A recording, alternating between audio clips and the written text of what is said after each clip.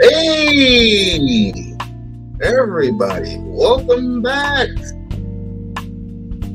to Reaction Time. We're just going to be doing We-On-Loc Nation. We're just going to be doing reactionary videos. And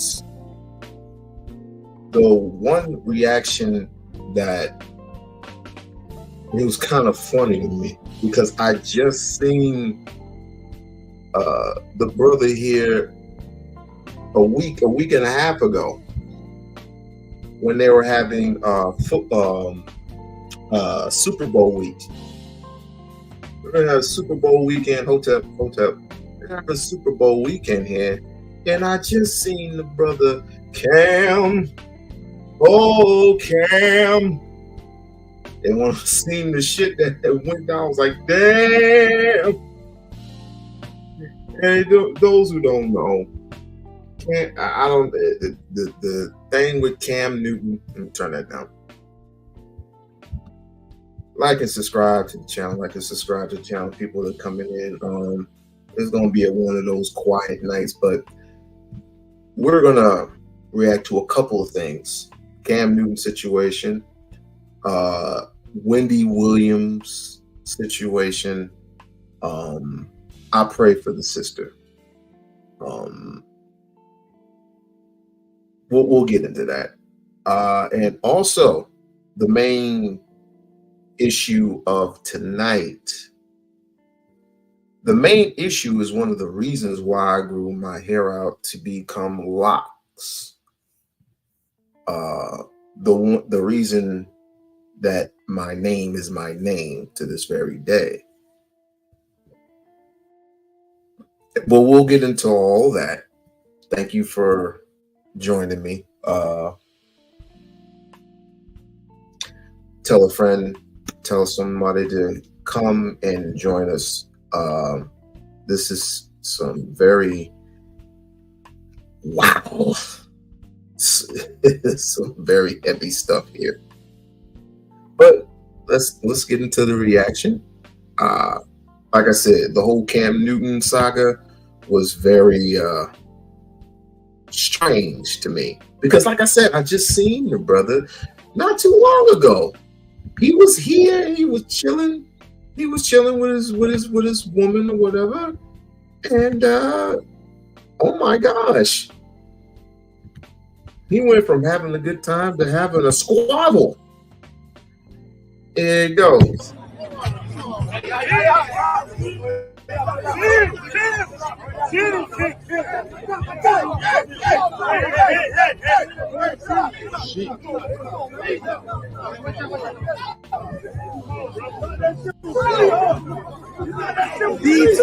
Shit. I got it on my dad. That nigga Chaz with the trim. Who the fuck you think he is? I got something for you. See my name. Hey.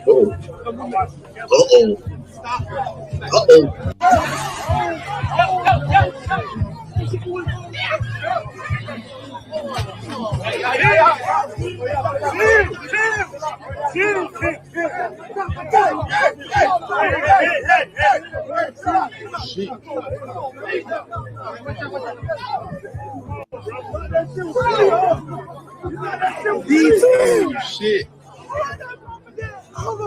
I got it on my dad. That nigga Chaz with the trim. Who the fuck you think he is?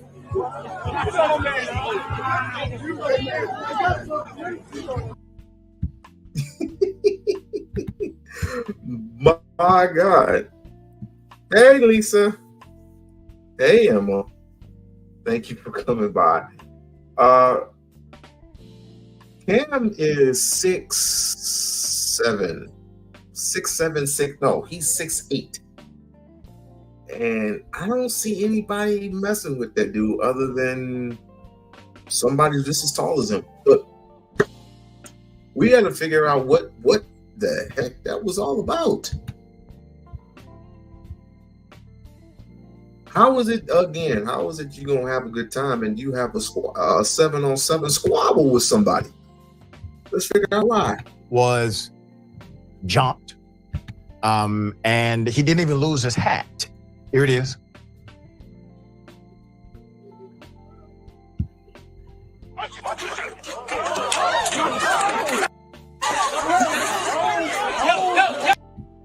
First of all, who's the nigga that swung on him? I gotta see that again.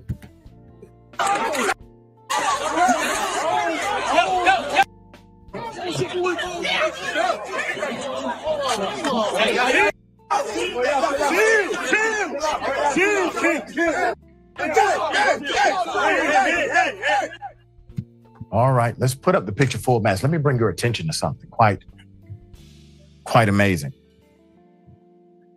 In the screenshot of the conflict, that's Cam Newton in the middle, okay? As you can clearly see, his hat is still upon his head, okay? A video surfaced Sunday that appears to show 2015 NFL MVP champ Cam Newton involved in the scuffle. This was at a 7-on-7 youth football tournament in Atlanta. Very unfortunate that happened in front of young people. It seems to show Newton wearing one of his custom-made hats being shoved by 3 people near the top of a set of steps before the pushing, shoving, and grabbing moves toward a fence line. The video lasts less than 30 seconds before the altercation is broken up by police officers and security at the WOL Sports. This was at Best Academy. Best Academy is a remarkable institution, by the way. So Newton, number 1 pick in the 2011 NFL draft out of Auburn, does not appear to throw any punches. Luckily for them, they probably would still be in the hospital now. In the video, he threw no punches. He seems to be fending off other people, very successfully so. There was 1 punch thrown in Newton's direction. It was unclear if it landed because it didn't do a damn thing to him. Also uncertain what prompted the altercation. I want to say this.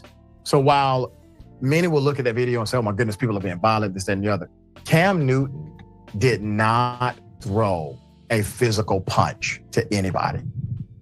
Okay, you got to understand the context of this.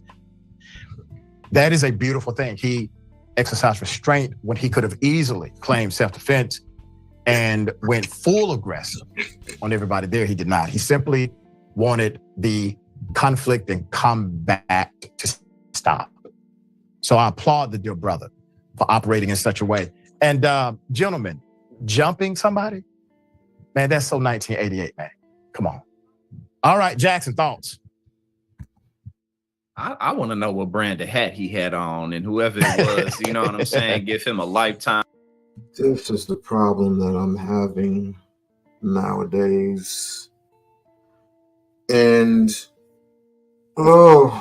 people wonder why young people have such aggression. Hey, doe eyes. Hey, love. Have such aggression with the elder, not the elder, but older, the Gen Xers of the world.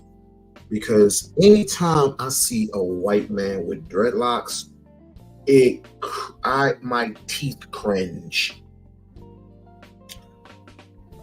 I mean, damn, you want to take everything away from the black man in America. And wonder what the next issue, the next thing that I'm going to bring up is going to be a very controversial issue. But I want to give credit to Sharon, aka solution-based. I forgot what the G was, but Sharon did an excellent job of managing, these type of topics.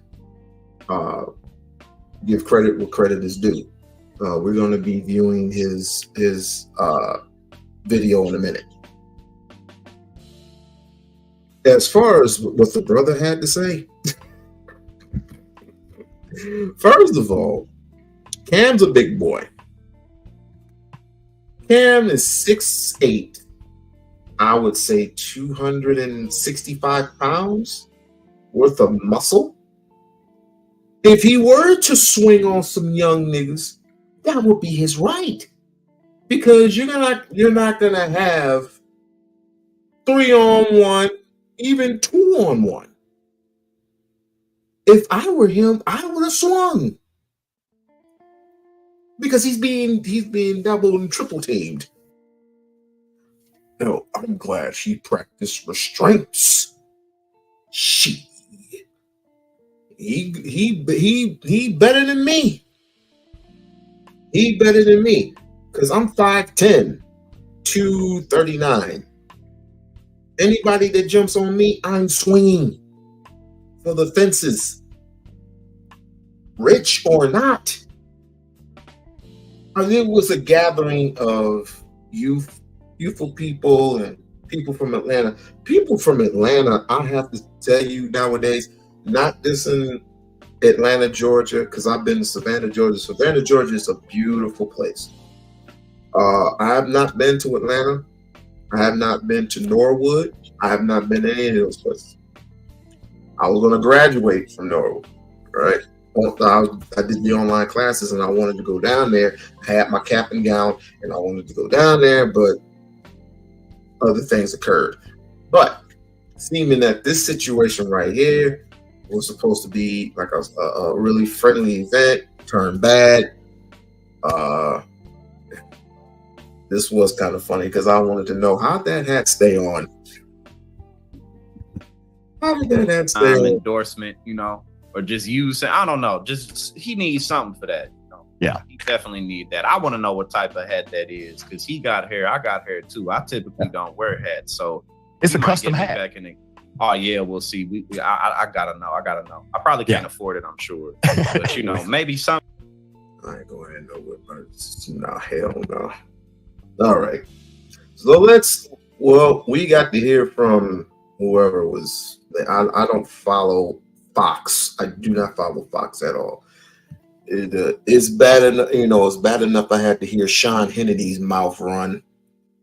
I used to listen to Sean Hannity and Combs. Those two. Well, one was playing the good cop and one was playing the bad cop. I don't hear from Combs anymore. I hear from Sean Hannity a lot. I just don't like that guy. But it's Fox.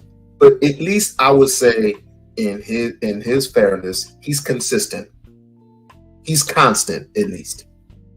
So let's hear what Stephen A. Smith had to say on the subject of Cam Newton and his little squabble. Fair use, fair use.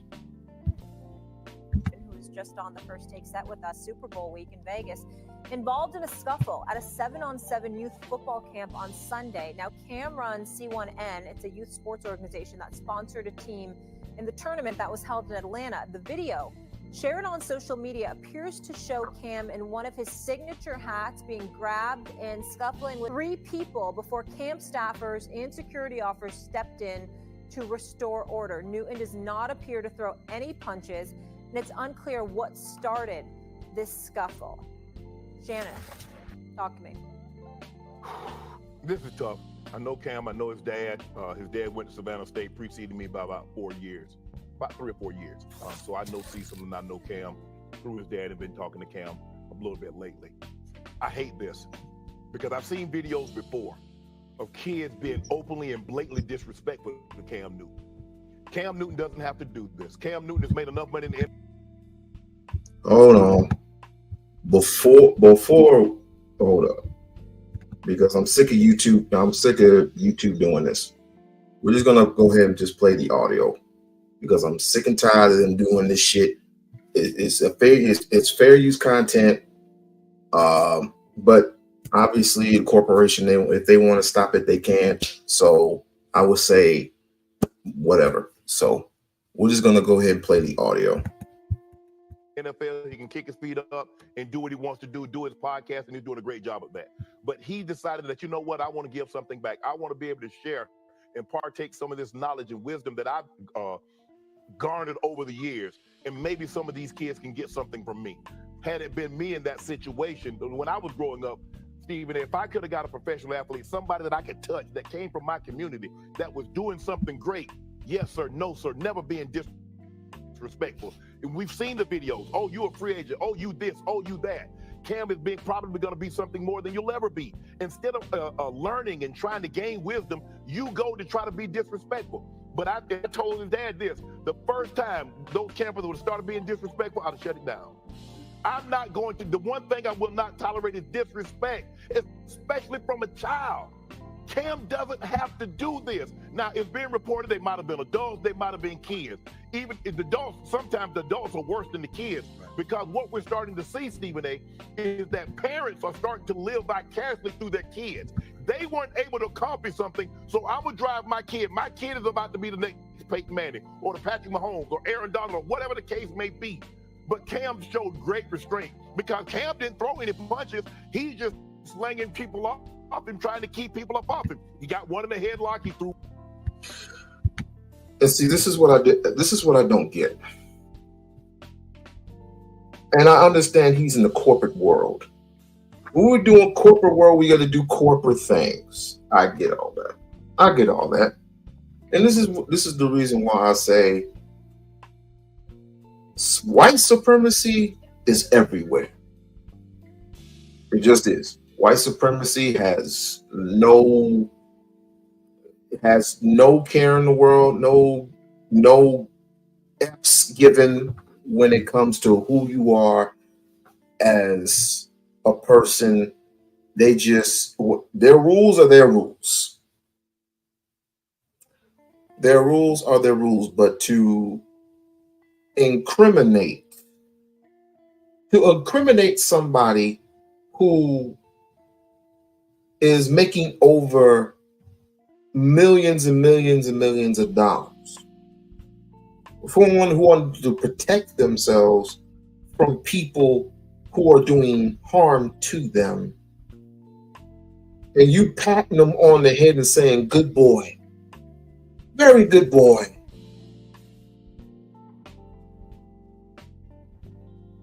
You didn't throw a punch. That's you're a very good boy. That bothers me. That really bothers me. And when I don't follow Cam, I'm gonna start to slightly follow his podcast because he has a podcast. I'm gonna follow his podcast. That's just crazy. One in the bushes, the other one's coming, and somebody threw a punch. Now, I don't know if they were throwing the punch at Cam or trying to hit the guy that Cam had, but this is unacceptable. Security, you got to do a better job. That is Cam Newton. Do a better job of protecting him. They should have never been able to get that close to Cam in that situation. But I just, for me, I don't want any more parts of this. If I'm Cam, I'd shut it down. But he's not, because he really wants to help the kids. He really wants to give back. But it makes it very, very hard for you to give back when it seems like what you're giving back is falling on deaf ears. And it's not all. It's not all. But sometimes all it takes is one bad apple to ruin it for everybody. Stephen, you remember when you played sports? One person jump offside, everybody had to run. Right. Somebody get a foul, and everybody had to do this, because one person can spoil it for everybody else. But Cam don't have to put himself in that situation. I'm glad that it didn't end worse, because we know how we do when somebody feels like they're getting the best of somebody. Right. Next thing you know, they go to the car and they come back. I'm glad it didn't result to that. But Cam, you need to take a deep dive or just let it go.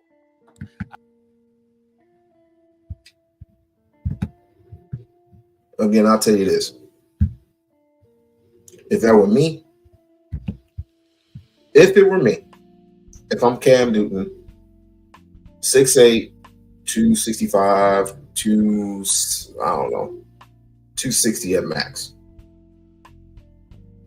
I'm defending myself. You got one person holding you, and the other two swinging on you. You're lucky he's 6'8", and I'm trying to keep this person a fist distance away from me, away from my face, while the other one has a free swing. That's a 3-on-1 situation. What the hell was he supposed to do? And where was Cam's security? When he came to Vegas, he never had. When I've seen him, he never had security. He never carried security with him. I've never seen security with him. And we go up to him, we bump fists, we shake his hand, and that's about it. He'll go to the high-rise tables or whatever, and he just mind his own business. Future, same way. Twister, same way. I shook Twister's hand. He don't carry security with him. There's no need to. If you're that much, not insecure, what's the word?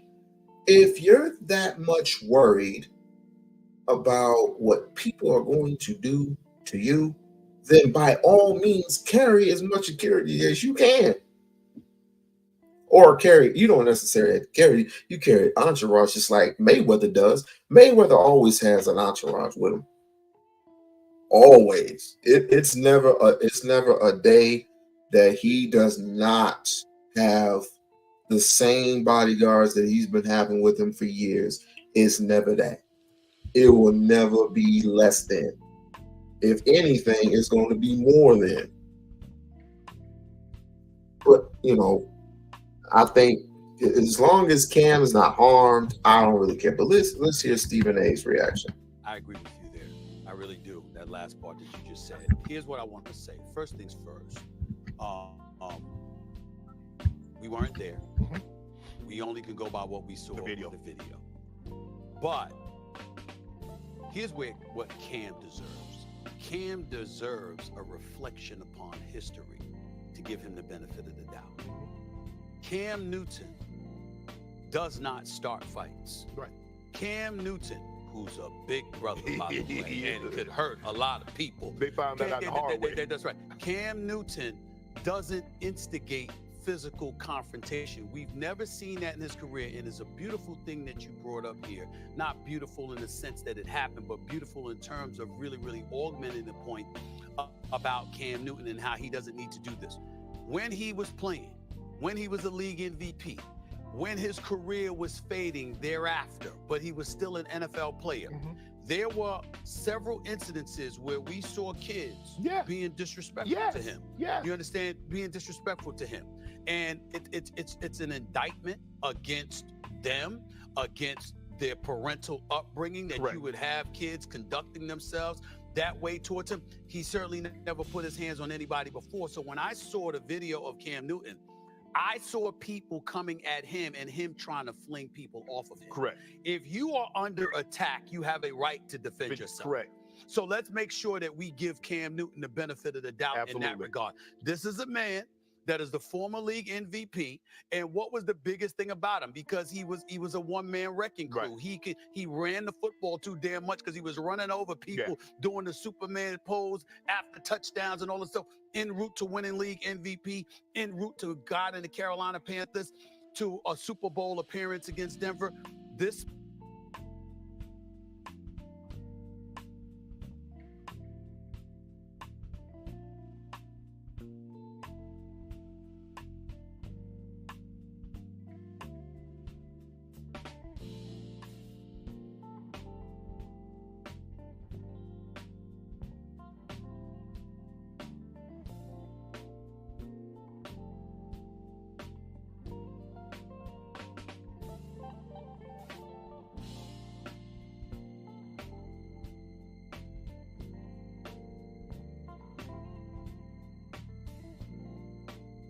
man is not known for instigating trouble and physical violence. That's not what he does. And let me tell y'all something.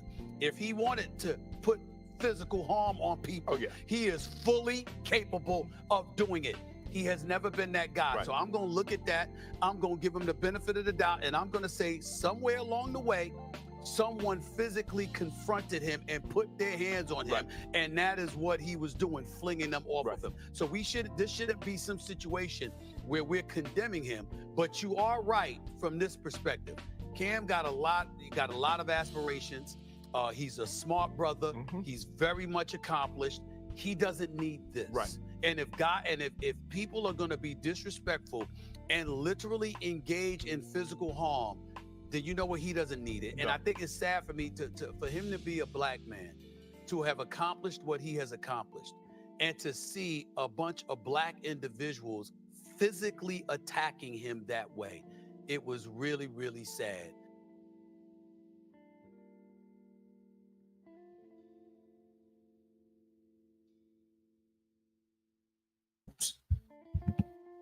We don't know someone didn't tell me I was on mutant. But anyway, we don't know the full script, full angle of what happened. What happened was Cam Newton got jumped somewhere in Atlanta by 3 individuals, was what I seen. And he was just trying his best stuff. It was a 7-on-7 scrimmage, I guess, for young kids or whatever. But only thing I know was he was defending himself. He was pretty much. I'll go ahead and show it again. But but that whole pat yourself on the head type of, it's a good thing you didn't do anything. It's a real good thing. We're going to give you the benefit of the doubt. Blah, blah, blah, blah, blah, blah, blah. I don't like that. If you have to swing on some niggas, you got to swing on some niggas. If you have to swing on some niggas, you got to swing on some niggas. For jumping you. Let me see if I can find it again. But here we go. It's a whole bunch of stories of how this came out.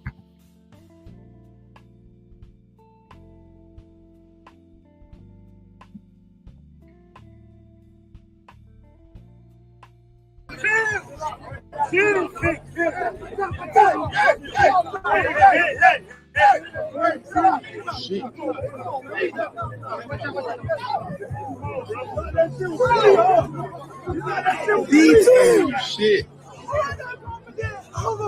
I got it all like that. That nigga casual to chill. Who the fuck you think he is? That's Cam right there. I got something for you. See what they do. Hey, come on, watch. Stop.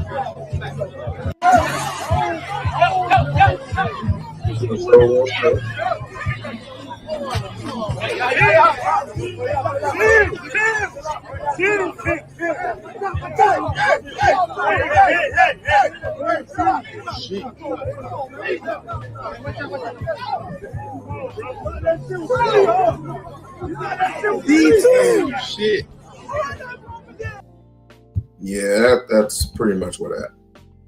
So yeah, he gets jumped by some young niggas and whatnot, but he looked pretty fine to me. Me personally, if I were him, I'll start swinging for the hills. But on to other depressing matters, and I would say this is kind of depressing, even though I believe it's karma, especially for what this lady is known for doing, and she's some type of radio host. I really don't know who she is. She's an American broadcaster, Miss Weny Williams. Now, the last time I saw Weny Williams, she was not looking good. She was not looking good at all.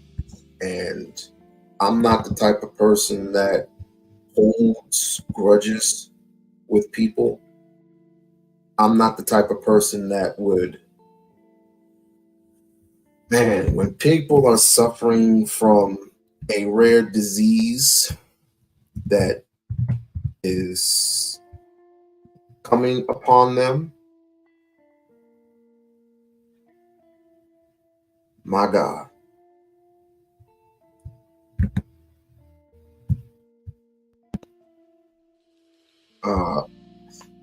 It's kind of sad, and I'm pausing a little bit because of what people suffer from. They suffer from dementia. They suffer from all types of diseases. My father,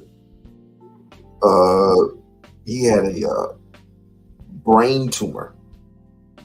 He had a brain disease, and over time, he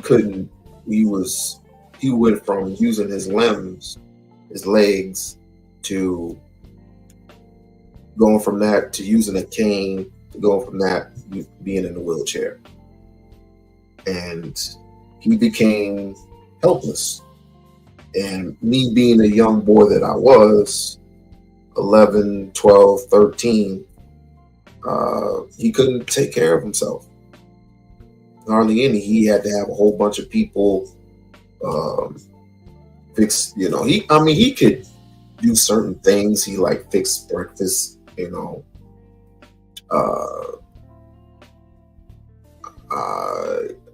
could take showers and stuff like that. But normally he would have to use some type of board to get himself back into a wheelchair. My mom, well, she suffered from what was called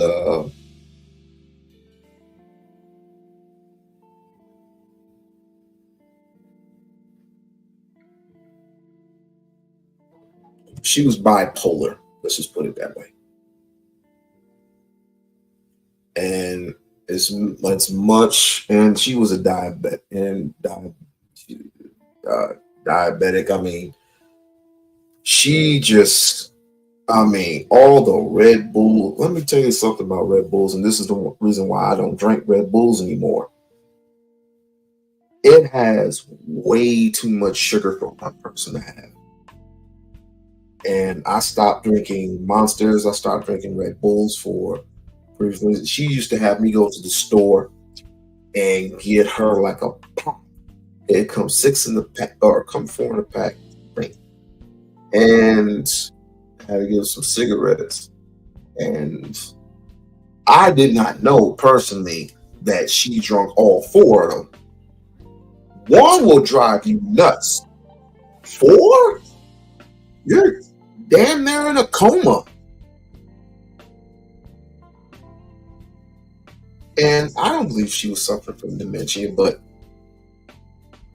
as far as Weny Williams is concerned, she's known for starting controversy from back in the day with hip-hop artists, actors.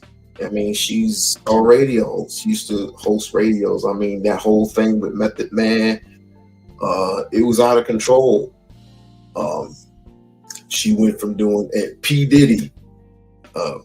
P. Diddy deserves what he gets. But time started ticking away, and it hit this lady, and now she's at a depressed state. I dearly pray for this woman, and I pray for this woman dearly, and hopefully, God can do something for her. Let's listen to this story. Hello, everybody, and thank you for joining us. Weny Williams always said she wanted to come back to daytime television, but she has an even bigger challenge than anyone would have imagined. We're learning that the former talk show host has been diagnosed with a form of dementia. Stephen Fabian has details.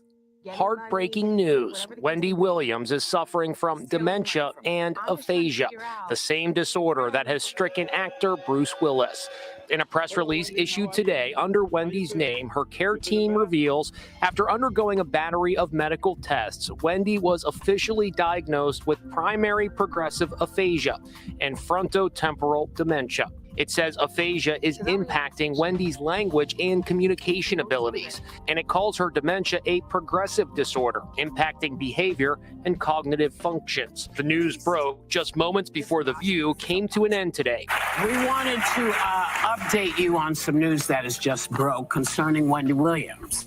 Weny and her care team just released a statement that she's been diagnosed with primary progressive aphasia and frontal temporal dementia. Our hearts go straight out to her. Weny's care team says the diagnosis came after the legendary talk show host underwent a battery of tests here at Weill Cornell Medicine in New York City. That information was released as speculation mounted about her whereabouts. Now, right now, she's in an undisclosed facility known only to her court-appointed guardian. Even her own family says they have no idea where she is. Weny's niece, Alex Finney, appeared on The View promoting the upcoming Lifetime documentary, Where is Weny Williams? Her ultimate decision was that everybody's telling my story, no matter how painful it is. I want to tell it. She didn't say a word about the dementia diagnosis, which was announced by Weny's PR team. We spoke to neurologist Dr. Leah Kroll. This is a progressive disorder, and there is no known cure or medication that we could give to slow the disease process down. And so, in general, things will gradually get worse with time. Bruce Willis was forced to retire from acting after his diagnosis in 2022. His family gives regular updates on. With Bruce Willis, I was told that he forgot his lines a lot.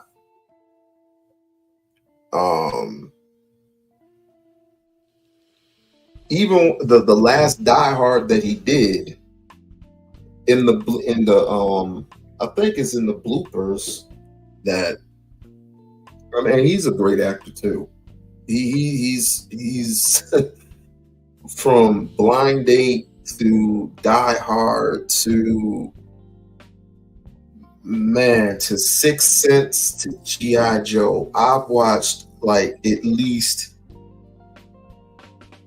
70% of his movies, and of course he had with all the actors. I forgot what movie that was. I forgot what was Sylvester Stallone and every other freaking actor it was. I forgot what movie it was that he was in. Of course, he was in G.I. Joe. This is where we count our blessings. This is where I say we need to count our blessings, and we need to be appreciative of the life that we live. We know as an adults we can approve of some things, but by God, this Expendables, thank you.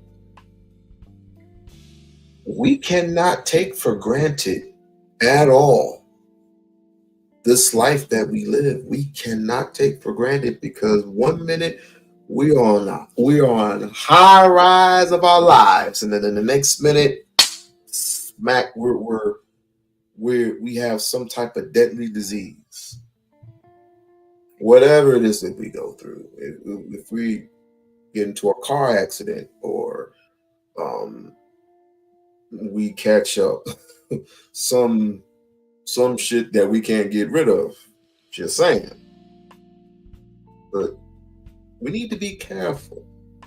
We need not take for granted what, and maybe, I'm just saying maybe we need to follow God's plan. Whatever that plan may be. Meditate on it, pray on it, We need to figure that out. But this here is very sad and on depressing. his condition and shares heartwarming video of him, like this birthday celebration. Right at it. You really have to hand it to Weny Williams and Bruce Willis in terms of how generous and brave it is of them to come out with this. This is not a diagnosis that's easy to be open about at all. And they're doing us such a beautiful service by drawing attention to it. In this just released clip from the documentary, you see Wendy like you've never seen her before, without her signature glamorous wigs. The documentary is so raw and so revealing that Wendy's niece was asked if the former talk show host is being exploited. How do you respond to that? Well, I respond to that by saying I was not paid. Right. Sitting here today, I haven't taken a dime. I'm not getting paid off of this. This is literally just a labor of love and fighting for your family. Definitely am praying for Mrs. Weny Williams, wherever she is. My prayers go out to you and your family. Now, I'm gonna give this a minute to breathe because it was very depressing. Very depressing. I don't wish karma upon no one. The best thing that I can say to a person who has did me wrong is that may God be with you. That's the only thing I can say. I mean, certain words might come out of my mouth, but at the end of the day, may God be with you. May the universe be with you. Because was it karma? Was it this? Was it that? Only God can tell. Only God can judge. But let me go ahead and pay a couple of bills, and I will be right back with you in just 1 minute.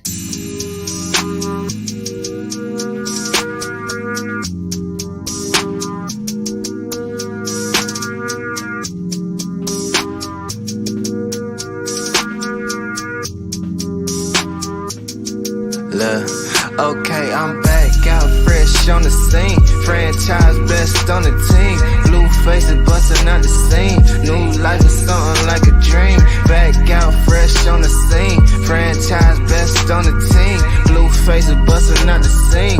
New life is something like a dream. New life is something like a dream. New life is something like a New life is something like a dream.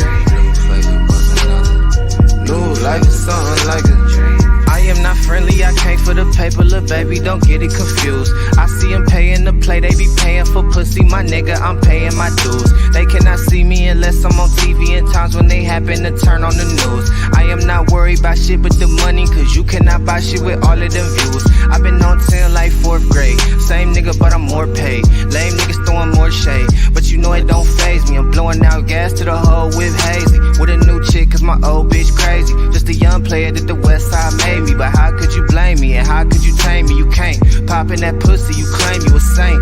Do what they can and they hate what they ain't, but I am the greatest, that ain't for debate. Raising the stakes and I'm eating them too. Hitters on deck, what you need them to do? Fuck all that talking, I leave it to you, cause I gotta go, got a meeting at 2. Tell me why all of the shit that you saying don't never match up with that shit that you do. We mobbing and thugging, you bitching and bugging, there's nothing that we got in common. I've been out grinding and hustling, investing this paper, got tired of eating that ramen. All of my music be heat, I ain't missing a beat, I've been blessed with impeccable timing. Watch all them people who friendly, it turn into envy whenever they see that you shining. Okay, I'm back out fresh on the scene. Franchise best on the team. Blue faces busting out the scene. New life is something like a dream. Back out fresh on the scene. All right, for the big combo for tonight, a very, very sensitive topic, and one of the reasons why my name is my name. And I started off calling myself We-On-Loc Nation for specific reasons. One, as if we want to call ourselves American, as Americans, when it comes to the heart and the care and the bearings of Americans all across this country, we strive to care for all of our Americans, especially those with great hair. It does not matter the texture of your skin. It does not matter the content, the how your hair looks. It all the matters the content of your character. Bullshit. So years ago, I called myself We-On-Loc for this specific reason. There was a young child on the wrestling team. I have to pull that up. There was a young child on the wrestling team, and I believe it was a referee saw that he had dreadlocks.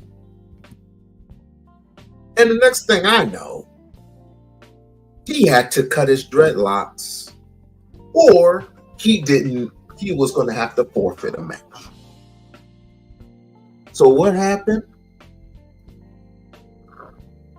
This coach had to get some scissors and cut this boy's hair. Right in front of everyone. While he was crying, tears was coming down his face, and it was sheer humiliation. Sheer humiliation. Another time was when a young girl got suspended from school for wearing, like, I think her hair was like in French braids or whatever. Her natural hair. People in corporations, it's not just corporations, it's in the workforce, right? People in the workforce are damn near very, very bold and brave when it comes to people who don't look like them. But there's nothing wrong with a white man coming in with a swastika, a big ass swastika, or some type of Nazi tattoo on his arm. Yeah, we don't want to concentrate. We don't want to dwell on that. Or just put a sleeve on. It's still there. It's still imprinted in this man's arm. And then they come up with these neck tattoos. Why would anybody put neck tattoos? Anyway, you got the neck tattoos. They just straight up look like freaking skinheads. But now we going on to a bigger problem about a young man who got suspended from school, or he's doing in school suspension due to the fact that he has his hair's locked, but he has a hair in a specific type of hairstyle.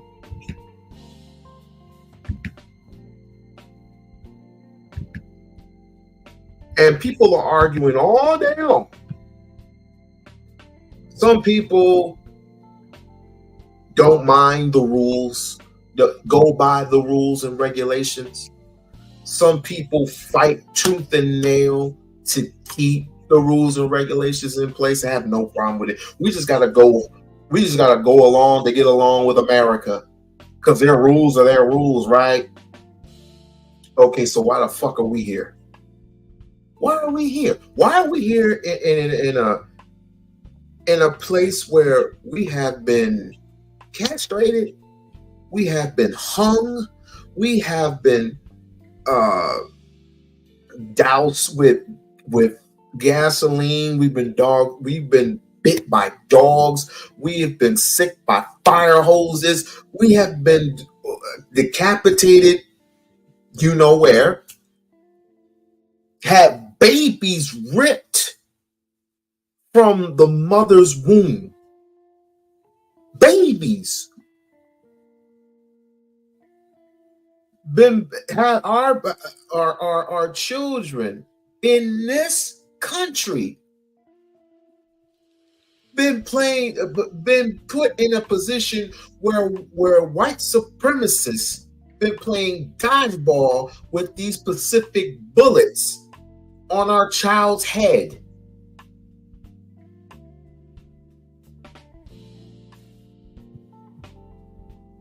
I really don't think that black people, certain ones, take any and everything seriously. When we say black people have been through a hell of a lot, I don't think people get the notion. I don't think people get the wherewithal of how well we've been treated in this country.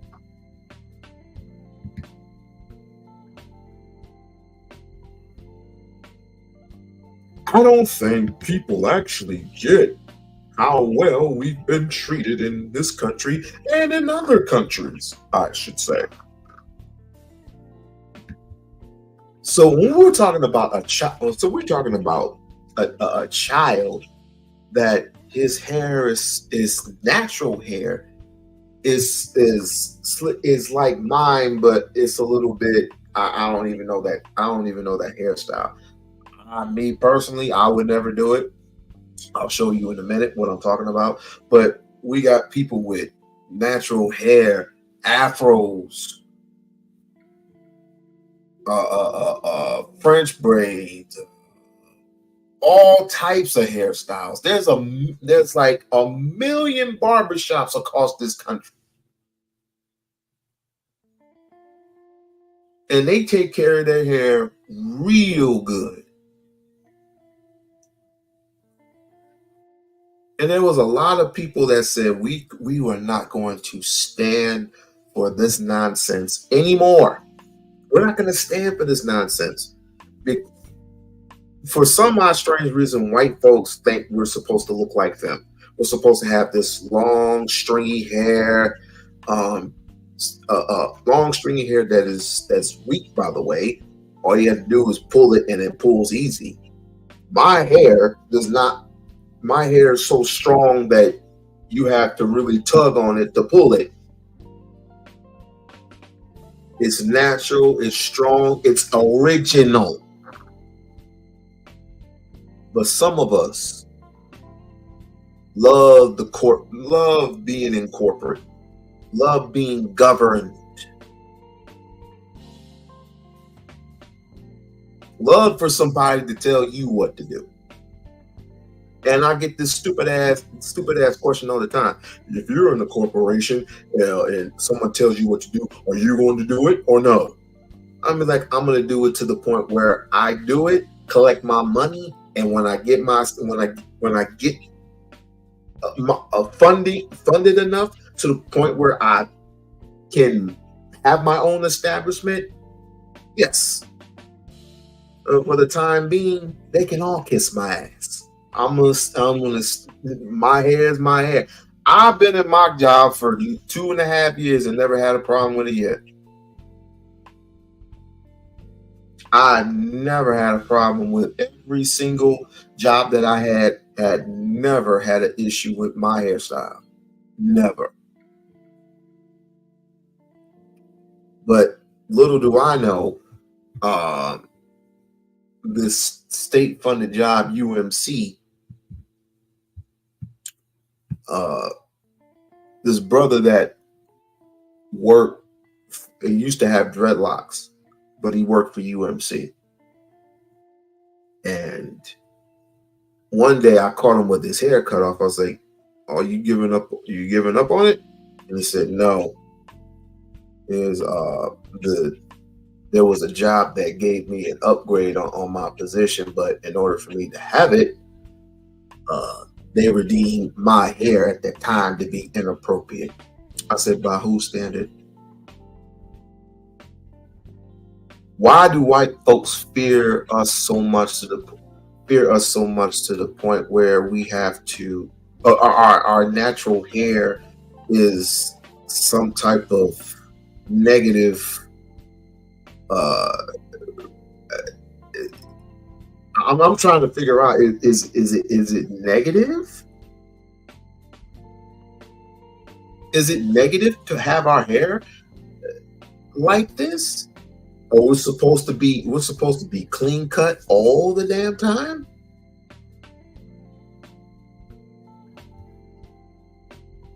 I don't get it. And I don't want to get it. Black folks built this country through blood, sweat, tears, and damn near an elimination.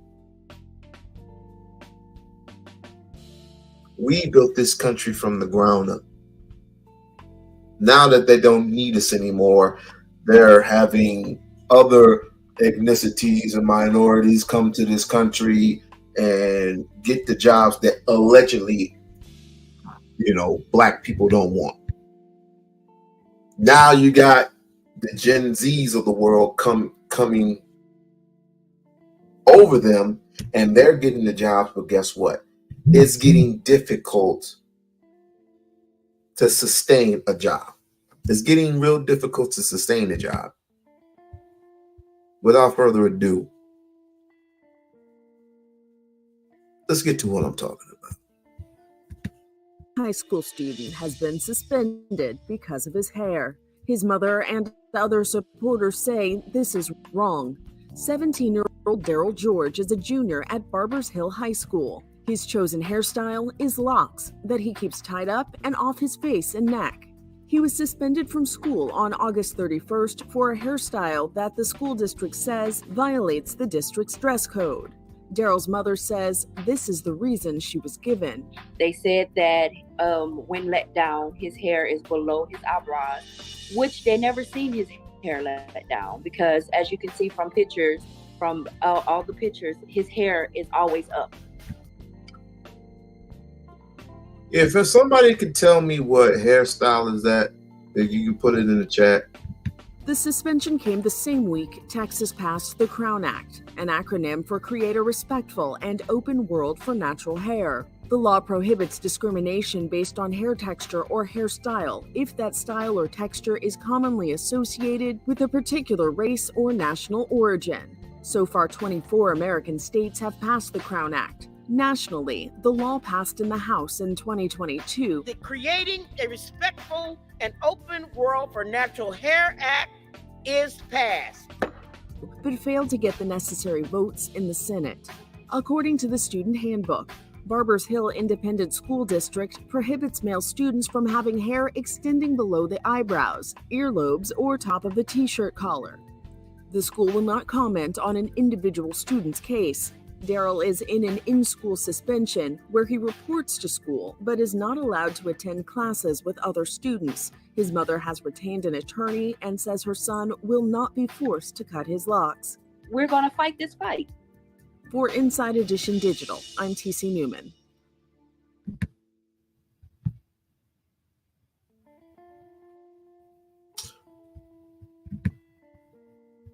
This has been happening for quite some time now.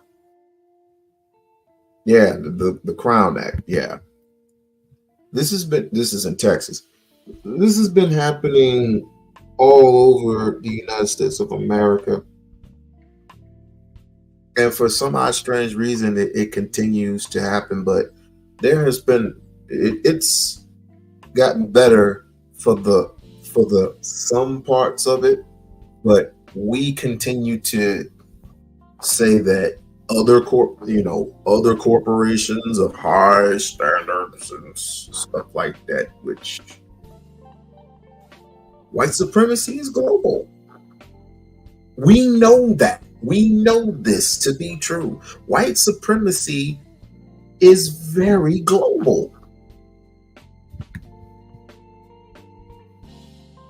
But as descendants, if you want to call yourself a descendant of African slaves, or you want to call yourself FBA, if you want to call yourself this, if you want to call yourself that, if you feel the need,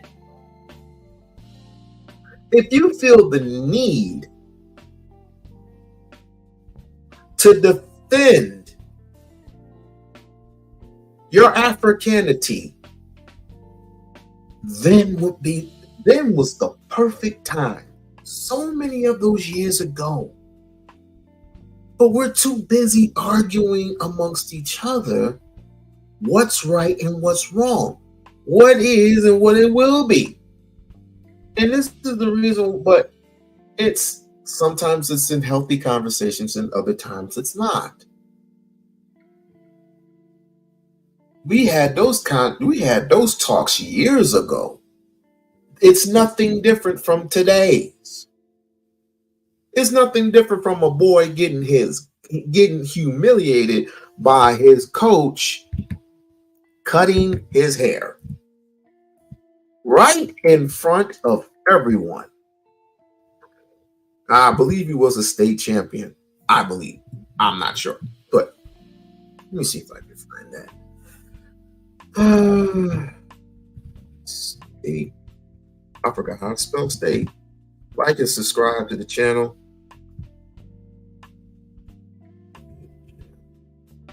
Force to cut his dreadlocks.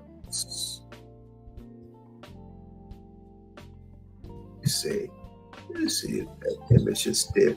Aha! Aha! Aha! Aha! Aha! Everybody watch Coming to America. Aha! But if you think I'm lying, a high school wrestler getting his dreadlocks cut in order to participate in a match. Yeah, and some people are wondering about the referee's moves here and whether this situation could have been handled differently. ABC's Zachary Keish is here with more. Zachary, good morning.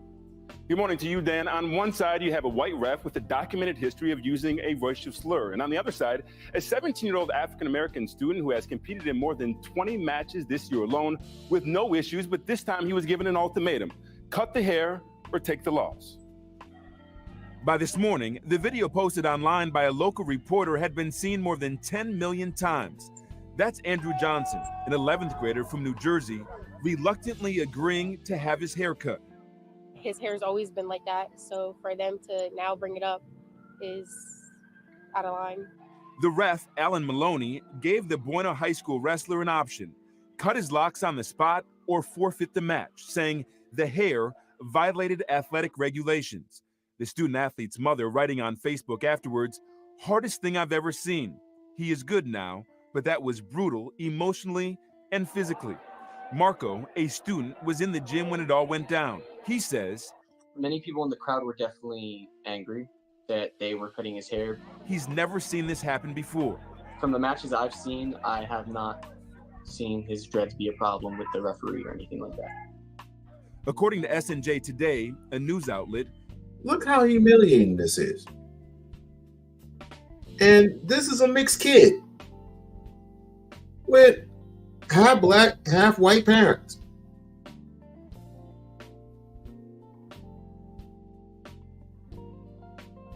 This is how long will it be before they're forcing themselves into our home and telling us how to regulate our children, how we live our lives? How long?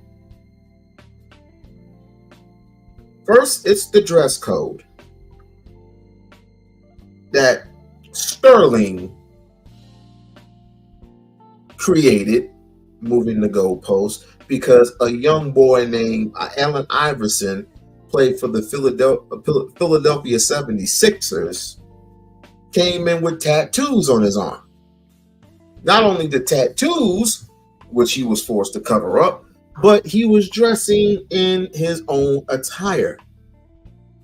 And David Stern at that time said, "Oh no, we can't do that. Oh no, we can't do that."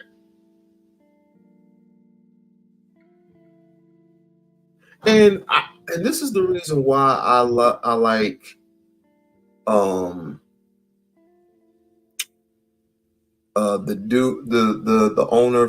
owner of the Dallas Mavericks.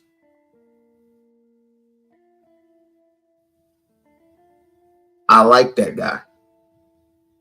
Even though they used to fine him like $25,000, $55,000. It didn't mean nothing to that guy. It didn't mean nothing to the owner, Mark Cuban. Thank you. It didn't mean nothing to Mark, because he used to get fined a lot.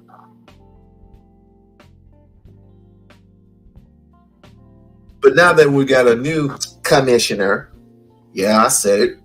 Now that they got a new commissioner, it's not so much. But people coming in nowadays, what style they want. Some of those people, how these NBA player dress, how they dress. Dwayne Wade, I start to question. Even LeBron James, I start to question. I mean, good Lord, but this is one of the reasons why my name is my name. Because it's how fair is this? It's like you could have waited until Nationals were over. But this is what I would call a lynching. And the reason why I would call this a lynching is because they are basically forcing you upon your will to do the things that are unnatural. Cutting your hair, saying the national anthem when we should be praying to God. Saying the national anthem. Now you're forced to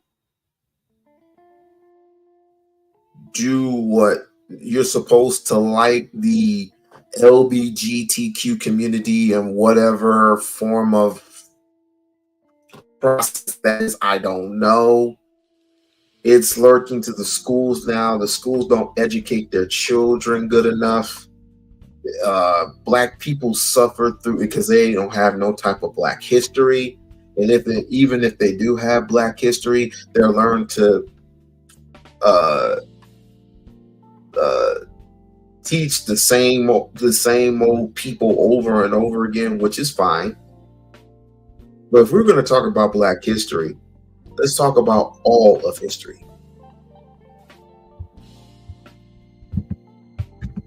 Johnson's coaches argued with officials about the decision to cut his hair, but with time running out, Andrew agreed to cut it. According to league rules, if a player's hair is too long, they can choose to wear a cap, as long as it's a legal hair cover that is attached to the ear guards. The wrestler opting to wear a legal hair cover must wear it to the weigh-in procedure. Why a cap wasn't an option in this case is unknown. In a statement, the school superintendent says, the referee will no longer be permitted to officiate any contests that include athletes from the school. The incident raising questions over whether this humiliating act was motivated by race. According to a report by the Courier Post, Maloney acknowledged using a racial slur towards another official back in 2016. Maloney was then suspended and sent to sensitivity training. Now, the New Jersey Division on Civil Rights has launched an investigation. Sensitivity training. My God. So whenever a teacher, a referee, a substitute, anybody says the N-word to a Black boy or a Black girl, they are summoned to sensitivity training. And this is the America that you love, you respect, we're born here. This may not be a great. I'm getting sick and tired of white people telling me this. This may not be a good country, but it's the country that I love and respect. Well, fuck you and your country. Okay. Every time I see an American flag getting stomped on and burnt on and pissed on, I'll be like, wait, it's my turn. I want to take a shit on it. And that's real. I would love to take a shit on that American flag, and that's fucking real. Now, like I said, give a shout out to Sharon for discussing this. And this was definitely a great discussion. And Kasim, you are on mute. We would leave. Me and the kids, we out. You know what I'm saying? So if you choose to stay, then it's like, yeah. But there's things that could happen, because I've been a server for many years. It's a. Oh. I also want to welcome Damien to the comment. White glove service. You're looking. You come into restaurants? Yeah. So, like, say when you have groups of people or different types of people come into a relationship from a waiter point of view, and I know you might not do this, but what are some of the things that you think waiters prejudge while people are coming in? Especially if you've ever worked in. It was a historic house, so I had to stay over there for a pretty long time because it was. I think that's a personal thing, but I think in my experience with it as well, if I complimented somebody, they usually appreciate it. Like, oh, thank you. It's past just a couple of, like, maybe a month ago, a couple of days ago, actually. And so this young man, he got expelled from school because he had locks, even though the Crown Act just went into effect. And so the problem with it is that what is your thoughts, first of all, on you having your own hair? So the school policy says this. The school policy was implemented before the Crown Act. So the school policy is this, that you cannot have your hair, if you're a boy, no matter what your texture is, it cannot go past your eyebrow, it cannot touch your earlobe, or it cannot touch the collar of your shirt. That is the school's policy. So now, as we can see, his hair is definitely longer than his eyebrow, his earlobe, or most likely his collar. So now, do you agree with the judge saying that the school did not go against the Crown Act and they dismissed the case? So therefore, he has to find either a new school or he has to cut his hair. Do you think that he should be forced to cut his hair? Hell no. What are your thoughts? I feel you just go somewhere else. Exactly. Yeah. The judge was 100% correct. Yeah. So everybody agree with the judge? I'm surprised everybody agree with the judge. Nice don't look like he. Nice, you agree with the judge too? It's hard because I was in the military. The same reason that this LA project is saying about the restaurant. Like, I don't want to be where I'm not wanted. Damn. Yeah, it is like I said, the military normalized. I'm gonna go somewhere where they can appreciate who I am because my hair doesn't make my work ethic any better. Wow. Yeah. Go ahead, David. Yeah. As long as it's clean. Yeah, like I was saying, like the military kind of normalized like regulatory, like appearance, regulating your appearance and stuff. So it's just like, it's kind of used to me. And it's just one of those things where if it was something that was enacted after this situation happened, where they just said, hey, we don't like that dude, let's put a rule together where he can't have locks, then he's got a leg to stand on. But if it was kind of the thing and you would choose to have your kid go to that school, you kind of got to abide by dress code, just like uniform. That's why I wouldn't take my kids if the situation were that. I would go to that school and I would ask questions before even have my son or my daughter enter into that school. But unfortunately, I don't have to deal with all that because they go to a grade school. This is why we need our own school, hospital, banks, grocery stores. Umar Johnson has expressed that for many, many years. Why does Emmett Till crawl in my head? John Henry Clark expressed this. Dr. Ben expressed this. Dr. Ben Yoka expressed this. Dr. Claude Anderson has expressed this. But we don't like listening to our elders. We definitely do not like listening. We don't like to comprehend shit. And this is what we end up with. Sad but true.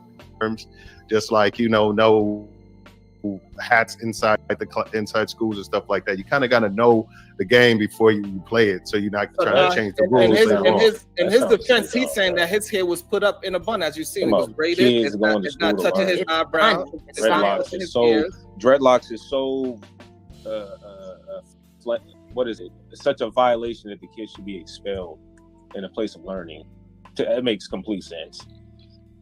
I don't even know how to even get into the discussion as a law that you can be expelled because of your hairstyle. It's not like he has a fucking Ku Klux Klan or any swastika, none of that weird shit in his fucking head. He has dreadlocks. Like, how did you come to this conclusion that dreadlocks is an expellable offense?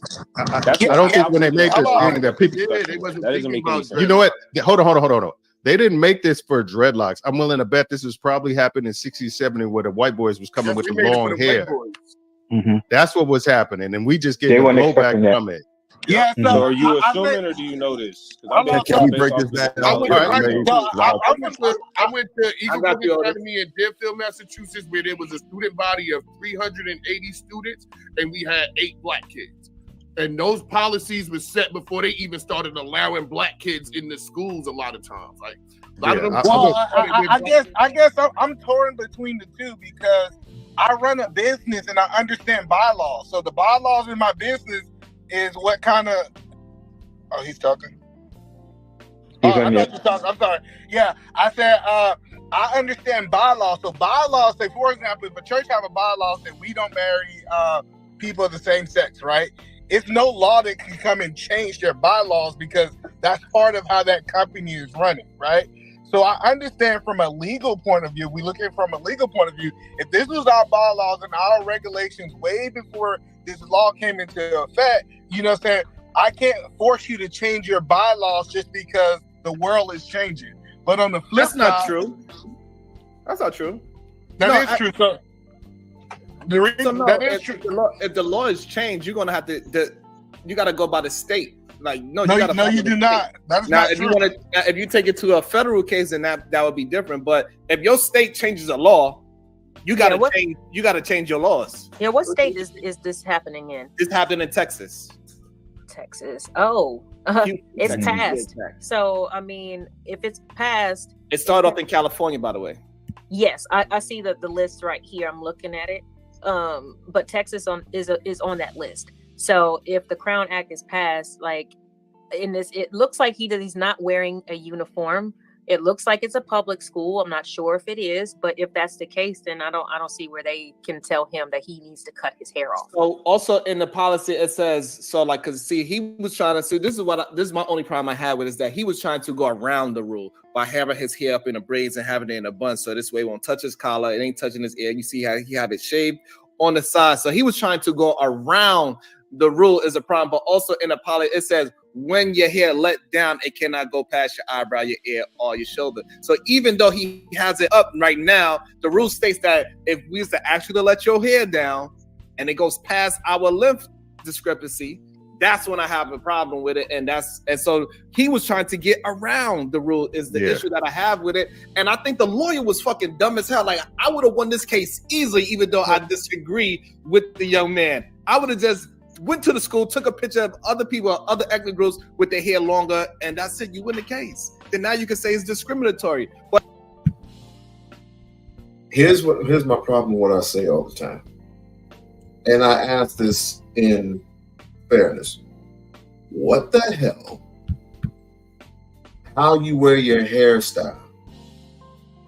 And this is a young man, by the way. What does it have to do with what you get in education?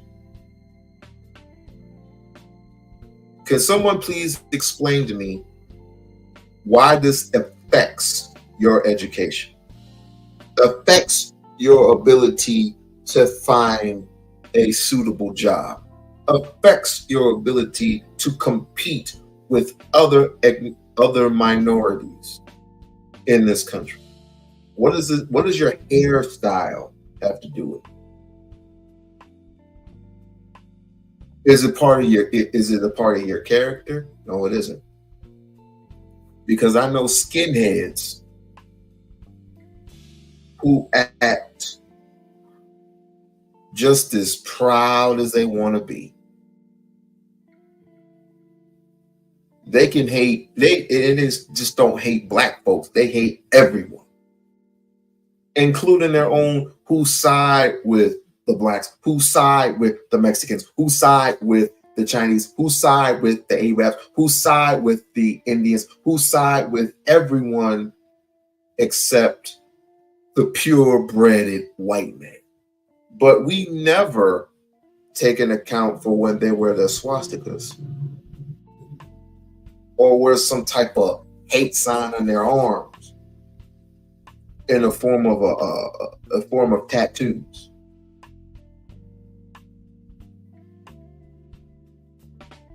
Or we never say anything to any of these white girls who wear green and white and pink hair.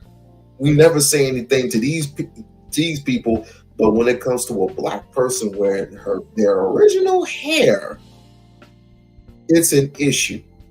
How long before this great white man that most of you cherish to this very day come into your home, you're in your city, state, mayor, legislator, whoever it is, come into your home and tell you how to live your life?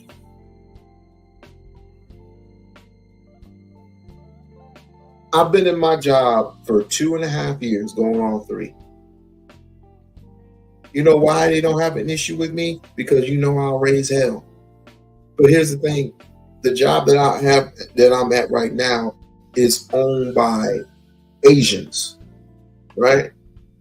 It's an Asian hotel. You have the nerve, the illegitimate gall to celebrate our month, Black History Month, in the middle of Chinese Day, or I don't even know how they what do they call it? The year of the year of the dragon, or whatever the hell. Now I came in with a Black Power button on my shirt, my uniform, representing Black History Month.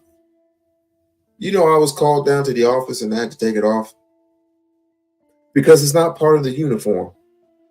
I was this close to saying, fuck you, have a nice night.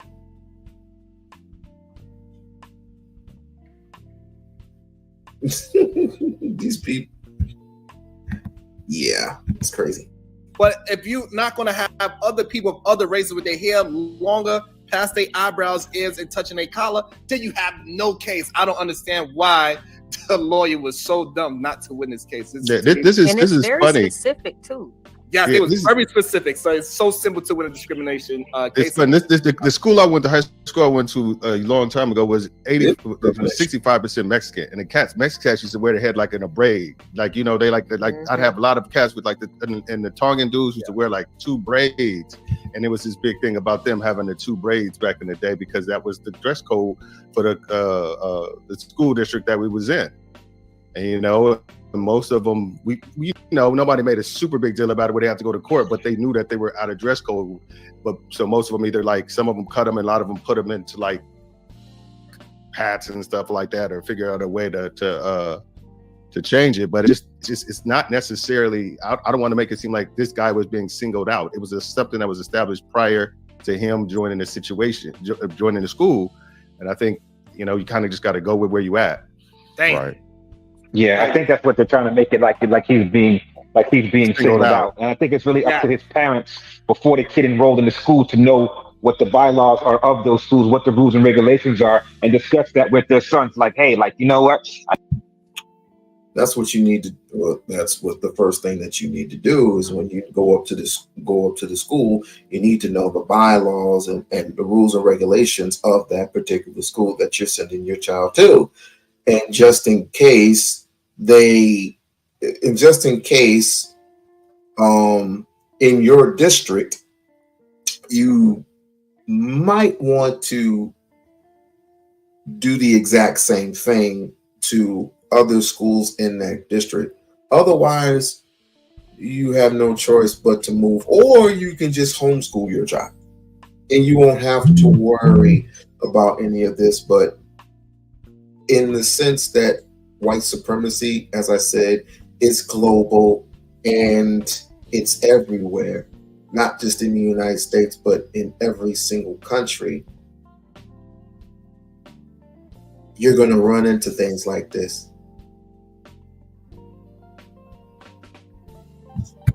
I know you want to grow your dreads, but unfortunately this school here has a policy, against your hair being so long, so it's either then you can give the kid the option that obviously he's not going to cut his hair, right? And then you as a parent. But I have a remedy. I have a solution. Every time I see a white kid with his hair long, I was like, I'll cut my hair if he cut his hair. That's the one thing I would say. Your rule, I will respect your rule if he cut his hair. But his hair is not. It doesn't matter. If I have to cut my hair, this white boy, that white white girl is going to have to cut their hair. If they don't cut their hair, I'm not cutting mine. It's in the rules in the Bible. It's in the Bible, right? With foresight, you should automatically think in advance, like, okay, these are other schools here that will allow you to, to wear your hair the way that you want to be and be as free in your liberties as possible. Out of these schools, which one would you like to attend? And just go from there. Go ahead, Otis. I know you want to jump in on this topic. Yeah. Also, too, I'm going to try my best to articulate this because I followed this story. I followed it. If, first of all, his parents initiated and they claimed the Crown Act. So that was their defense. The Crown Act is a religious-based act to protect those who have on true religious grounds for you wearing your true crown or your hair based on religious purposes. Rastafarian, we all know that. Me, I love to debate. I could easily take the defense side. The opposition side, which would be this: the bylaws that was founding and started. You knew that as a freshman. I'm pretty sure it's in the handbook. I'm pretty sure it's in the guidelines. You knew about the hair length. So since you knew that, you have to follow and abide by our guidelines, period. But since your parents chose to go federal with this Crown Act, now you have to prove that you were there on religious basis, and you prove that prior to you coming to that school, which I know for a fact they did not.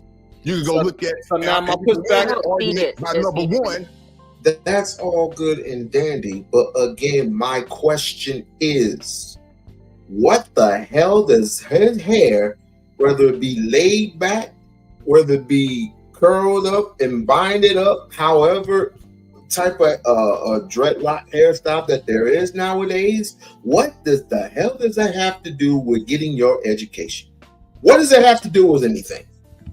Looking at his freshman yearbook picture, was his hair long then?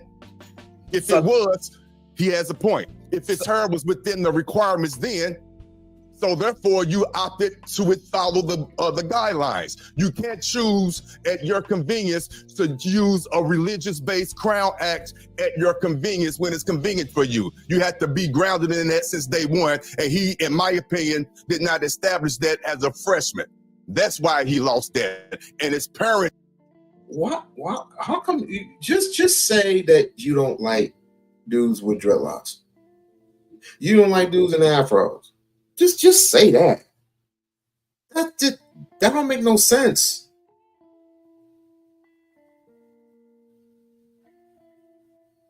But you love Obama so much. Jesus. Like and subscribe. Like and subscribe to the channel.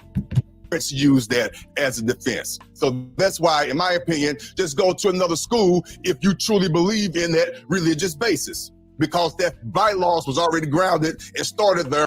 And that's another thing that I hate. I know I said this earlier, but this is another thing I hate with specific Negroes in the United States of America, always coming with the solution based of, if you have a particular problem with this particular school that this white man built, and if you can't go against, if you can't abide by the laws or the rules or regulations of this particular school, of this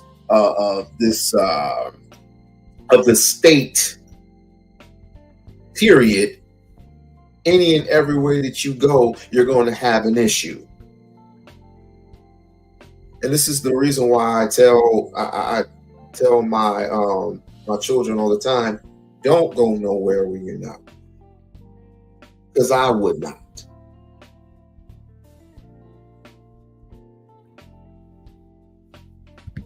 Prior to you going to that establishment. That's how I'll try my best to articulate that. Just by the law. So my pushback would be this. So now I'm on the other side. So we could just play on to the conversation. So my only problem with this. So how did he make it to his? How would he make it to his junior year and didn't get expelled? Why was he flying under the radar all these years, and then y'all waited until the Crown Act, because he got expelled a day before the judgment actually passed and the Crown Act was put into effect. So therefore, if he was making it through all these years, the first 3 years of his schoolage, without being expelled, why did we wait until now? Who brought up the Crown Act? It's my understanding that the parents used that as a defense. After the Crown Act, to say he has his hair that long because of the Crown Act, because of his religion. They brought that up. I have the Crown Act is not based on religion. The Crown Act is based on your just how your hair grows out your head. It's not a religion. You cannot be discriminated because you have nappier hair and you wear locks. That's what it was based on. It was based on actually for a workforce, and now the schools adopted that same Crown Act. So it was really based on people get discriminated in the corporate world, because people that have locks, they kind of get discriminated against because, you know, it said it's not business attire look or whatever. And so that's what the Crown Act was based on. So who's using it as a defense? So the parents, so they use that as a defense, saying that, hey, my son should not get discriminated. He should not get expelled from school because he have long locks, because this is a part of our culture. So that's what the Crown Act is supposed to protect, is that this is a natural thing that is a part of our culture. So now we have to say that, yes, we know that our culture as African ancestors, we do wear locks. We do have dreadlocks. That's what we have. And so, as long as it's neat and he's not having it wild, he should be able to wear his hair without being discriminated against. Right. And I just want to read it really fast. Right there. I would like her to read it, please. Go ahead, LA Project, please. Thank you. All right. So the law specifically prohibits the enforcement of any grooming or dress code policies that will disproportionately affect people of color, and adds natural hair as a protected characteristic associated with race as a protected class. This includes bans on certain styles like afros, braids, twists, cornrows, and dreadlocks. The consequences of breaking this law, like similar in New Jersey, are outlined in the existing law against discrimination. So at this point, it's not just about our culture, because we're still kind of honestly figuring that out. It's about our natural characteristics. You know, our hair naturally grows a certain way. Like, I come from a small town, and that's one of the reasons why I moved my kids to Atlanta, because I didn't want them to be so isolated and feel like because they were, you know, quote unquote other, that something was wrong with them. Because those, you know, the white kids can have colors in their hair and everything else, but as soon as a little black girl comes with braids with beads, it's called distracting. That's kind of nuts to me, you know, when a little, you know, white girl can have, you know, pink and blue in her hair, you know, as an elementary school kid, but the elementary school black child can't have braids and beads, you know, because it's more conducive to the, you know, just the daily routine. You know, the mom doesn't have to do the hair all the time. It's clean, it's upkept. So I don't understand really what the problem is. If that's how it naturally grows to your head, out of your head, it's just like saying, okay, well, we might as well make sure it's straightened in, just to make sure that everybody's just the same. Because as soon as we do what naturally we do, it's called distracting. It's a great point. I also want to walk. This is part of the reason. Well, it's not part of a reason, but I'll just say this. Ife Tunde has said this all the time. He said, before you come into my school, he was always addressing no perms, no wigs, no da-da-da-da-da, unless it's your original hair will be allowed in my campus. This is the reason why. And people, a lot of black people take offense to this too. But here's the reason why. You are forced under this fine government to go along and get along with the laws in this country to reduce yourself to a robot. Just like how they do the military. Military, they automatically cut your hair. Automatically. And you got to keep it groomed. You got to keep it groomed. You got to keep it tight, just like you got to keep your accessories, your uniform. You got to keep it clean, pressed. Your shoes shiny. The barracks, when you're in the barracks, you got to keep your bed has to be made at all times. And I guess they do this. I've never been in the military. I guess they do that. They do this for a specific standard. But we're not living in the military. We don't live in their world. We don't live in a world where we're supposed to have this freedom, prolific type of feeling, but it's just a feeling. It's a dream.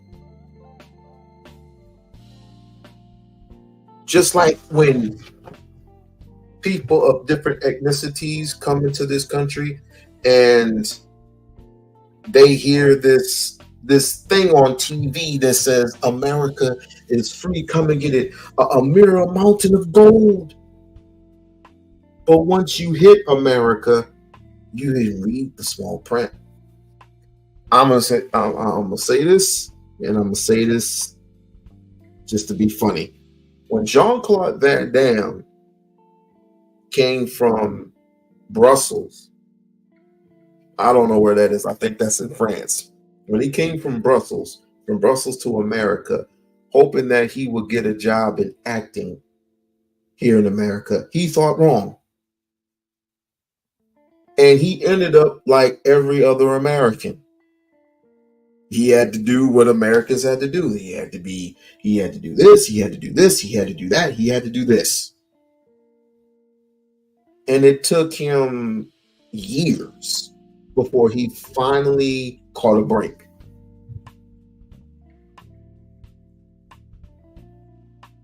We're being lied to each and every single day of our lives. The illusion of security, the illusion of freedom, the illusion that you can come into a classroom, come as you are, they say, just like the churches do. Come as you are. It's nonsense. If anybody has ever seen The Matrix, I'm sure people have already seen The Matrix. If you go to the first Matrix, just watch that. Just watch the first Matrix and go to the part where Morpheus is talking to Neo when they're in the simulated world the first time out, and just go by what he is stating. Because you know AI is here and it's here to stay. Don't be surprised if you catch an AI robot at your doorstep. Boy, and you think hair is a problem? Glad she was able to read that because I wasn't 100% familiar, and Otis almost had me believing it was a religious-based thing. Thank you for correcting me on that. Yeah, I was just about yeah. And I think I also want to say that's the importance of not stopping somebody when they talk. Let them get their full thought and let the other person get their full thought so we can have full understanding. It's very important to not just stop somebody because they have misinformation. We can always correct it. We have time. Let us just build on the conversation. So I appreciate y'all for allowing the beautiful build. Thank you. That was awesome. And thank you for correcting me on that. But yeah, I also want to welcome Taz Exclusives into the conversation. What's your thoughts, Taz? Taz, what's up? He might not be ready, but yeah. So that's my thing. So I think that they chose the wrong way to, because the school policy was made it clear. So I actually agreed with the judge, because according to the school policy, the judge was right for ruling against the young man, because the school policy said when let down. So no matter how much you protect it and you put it up in a knot and your hair's not actually flowing down, the policy clearly says when let down, it cannot be past a certain length. And his hair, clearly, if you let it down, we can all see it, that it would be past a certain length. So that's why I think he lost the argument. But when they take it to a federal level, he will win the case, because it's only a state law. So if he take it to the federal level, and then now we got to change the whole conversation back to, yes, he be able to wear. So it's so interesting to have these two different situations, right? So on the state level, I agree with the judge. But we go to the federal level, I would have to agree with the young man. So I think it's interesting. So some people can usually do that. But let's see what the news said about it. Exactly here, saying that the district's policy, that being Barber Hill District outside of Houston, does not prohibit nor does it discriminate against male students who wear braids, locks, or twists. Adding the Crown Act does not render unlawful those portions of Barber Hill's dress code. Those were the judge's words earlier today, just a short time ago, in fact, in the case of Daryl George, this 18-year-old high school junior who hasn't been able to sit in class with the rest of his classmates, Chris, because the district says that even though he wears his hair up in locks, if it's let down, it would violate the school's policy. And so in turn, he is now suspended, and the judge siding with the district, saying that their stance on that does not violate Texas's Crown Act, which was enacted back in September of 2023 to try and prevent race-based hair discrimination. More than 20 other states have adopted similar policies, and the family, Chris, I want to read you the. So, yeah. If and the family, we've already heard from. They going off of if. If he lets his hair down, it will be longer, but he's not going to do that. So they're going off of an if. Yeah. So in the school policy, it says when let down. So that's the key word in the policy that makes it makes it. Is that the rule in the NFL? No, in the NFL, if you have hair, you can get tackled by your hair. That's the rule in the NFL. Yeah, it becomes part of your body. Yeah. So, but what I'm saying, but that's what the school policy says. It says when let down. So it doesn't matter if you have it up and it's always neat like that. If there's an action to let it down, and if it's longer than said length, then you should get expelled. That is according to that school's policy. Now, on the parent side, like we all agree, like, hey, if your policy is going against our rules and our principles as parents, I'm just not taking my kid to that school. I'm not going to be arguing with your policy. That's your policy. I'm not putting my kid in that school, because I'm not going to have my kid go through this trauma of people discriminating him over goddamn his hair. And he feels like he's less than because of his hair or whatever the case he might be going through at the time. That's the only problem I really have with that is with the parents, is that, like, listen, you knew what it was for the past 3 years. It just caught up with you. Maybe he started his hair in a short journey in the beginning. So would he have to would they have to move or get zoned, rezoned or something? So right now they put him in a school where he's in detention pretty much.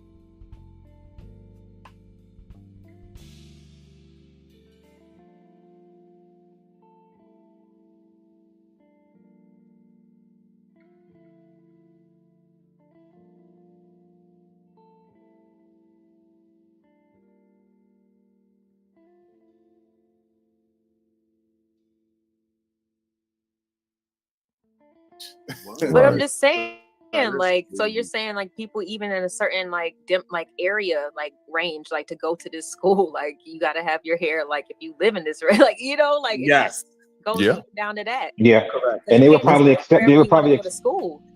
Yeah, LA. They would probably, they would probably accept you under those grounds, saying like, "Hey, I tried to apply at X, Y, and Z school, but because of these rules that they have, my kid does not qualify for that. However, my kid does qualify for being under your particular guidelines. I don't think the school would turn him down for that, Right, even if it's a little bit outside of the district. They wouldn't. They let him in. That is a perfect, like depend on how you write to the school board and how you They let him speak in. to everybody, So it's unfortunate that young man got to go through all of that just because of how he wants to keep his hair. Like seriously, and it looks nice. It is tucked in the bag. I don't see anything dangling. that is very true. Yeah, but However, this is not anything he's not going to face out in the real world when he starts being competitive, getting certain jobs. Exactly. Well, he might feel like he has to though. Because Can I it is say this now. though? Can I say this though, y'all? Because I'm not.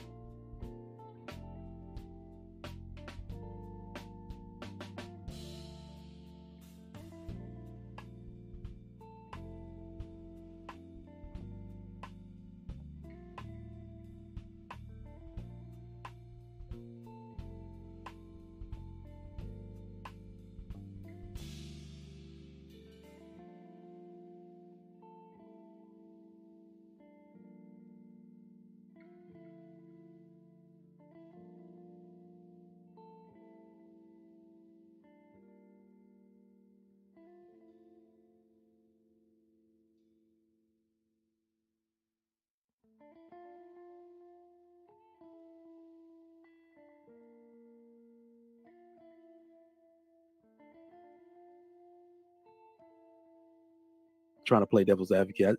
Y'all know this is a big deal because it's in Texas, so they've been talking about it here on the news since it happened. Damn.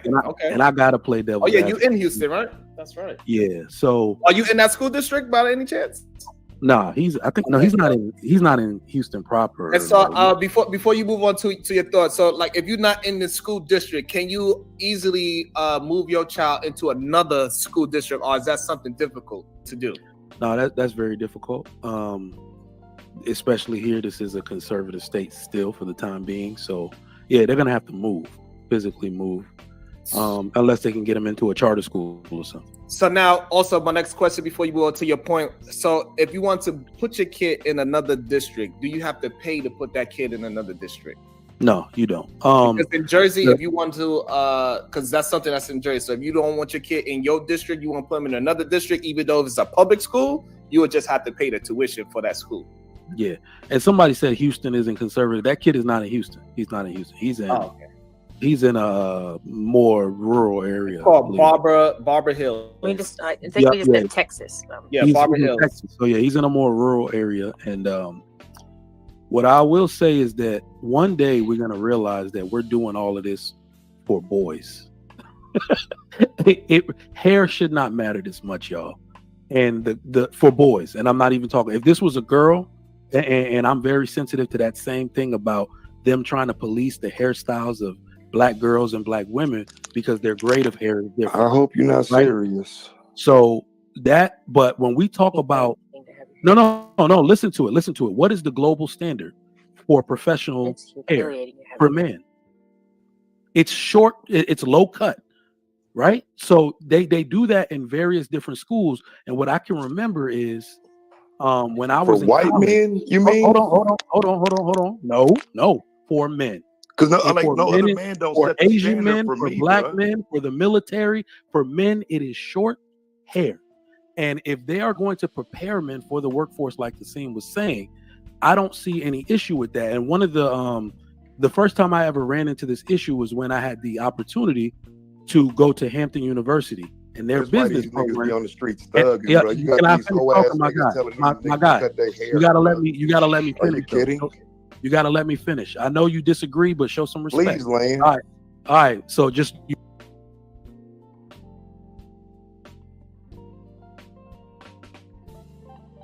got to let me finish. Hampton University does not let its male business majors have dreads or anything. They had to cut their hair. That's to prepare them for the real freaking world. So we can disagree all we want to. The world does not owe us any understanding for how we want our hair cut or styled. It doesn't. Everybody got clean cut is the world standard. It's the global standard. Locks are a hairstyle. It's not even culturally a black thing. It's culturally a Rastafari. Why does everybody have a problem with Rastafari? Please explain to me why Negroes like this have an issue with Rastafari. And yes, it is culture. It's culturally based on ancient African roots. Dreadlocks can be traced all the way back to ancient African civilization, where they were worn as a symbol of spirituality, culture, identity, and resistance against oppression. Dreadlocks have a rich cultural history, originating from various ancient civilizations and cultures across the world, including Africa, Egypt, India, and some Rastafari mentioned in Jamaica.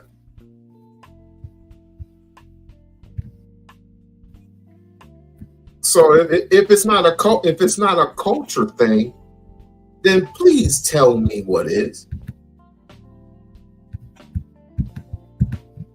Rastafarian thing. Wow. It's religiously a Rastafarian thing. It's like just I'm sitting here looking at my son dreadlocks, right? So what you saying is insulting, dog. Like it's somewhat, it's like we getting to the point of insulting, because if you want to run around and be somebody bitch and let somebody tell you how to wear your hair and what the standard is, then that's you. But I don't want dreadlocks. I don't like them. I don't want to wear them. But my son wearing them means that he likes them. It should be fine, and nobody should be able to mistreat him because he wears them. He shouldn't be looked at upon differently. And to make it sound like short hair is what men are supposed to wear. That's what white men wear. Why the fuck we gotta wear short hair? Because they do? That's not a legit argument, bro. I guess that was addressed to me, so let me rebut. This is where we get the bad stuff in there. I like short hair. I like my hair short. I'm a warrior. Hair will get in my way. My Kevlar helmet won't fit with dreads on my head. I'm a fucking warrior. I like short hair. So stop saying it's a white person thing. It's an Asian person thing. I like my hair short. So stop. You're trying to isolate it out by acting like we all like. You're trying to isolate it out like we all like dreadlocks and braids. You look like a fucking girl most of the time. I don't want that shit in my hair. You sound like one though. You look like one. That's the worst part. Because you're looking at men's hair. You're not. That's great, bro. I'm not trying to do that with you. I'm not trying to roast with you. I'm telling you for real. I don't want to look like a great. I don't. So have your hair short. No one is forcing you. No one is forcing you to have your hair short or have your hair long. No one is forcing you to grow your hair. But don't stop anybody else from wanting to grow their hair the way that they see fit. You don't tell another person what to do or how to do it. Let them go about their merry way in learning the process. And you know what? I have to say this. It's not that I don't like the rule. I really do hate the freaking rule. But unless you own and control your own establishments, unless you grow to have power, money is not power. just having money is not power. It's powerful, but it's not this. It's not.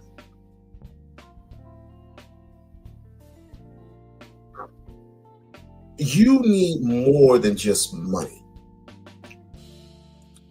You need money to translate that into gold, silver, and bronze, and liquid, not just knowledge either. It's not just knowledge. You have to have influence amongst your peers and let that money transfer 8 to 12 times. Power, what I'm talking about, is when once your business is an upscale, once everybody else's business is upscale, then you take that power and you go to the media. You go buy, you have the ability to go buy whoever you want to buy in terms of who is going to represent us when it comes to the election, when it's especially locally. You start off locally. When it comes to all the, you should vote for this person, vote for that person. You come see them first with the money in hand, and you go with the list of the demands that you and your peers volunteered to sit down and have a community discussion about what it is that Black people need. And once that's been established, you go buy whoever you need to buy in the Senate, in legislation, in whoever. And then once that's been established, then you go to your police station.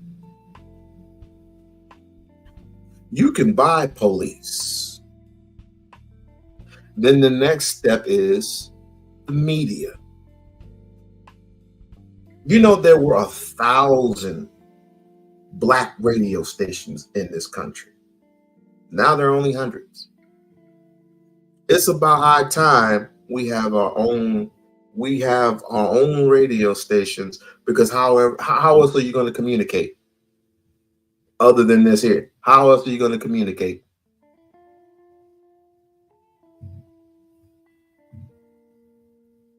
Nobody likes Umar Johnson, but Umar Johnson or Umar Ifatunde brings people together and has people within their own venue have their own venues right then and there for the people to go and purchase their product. Black people getting involved in buying Black again.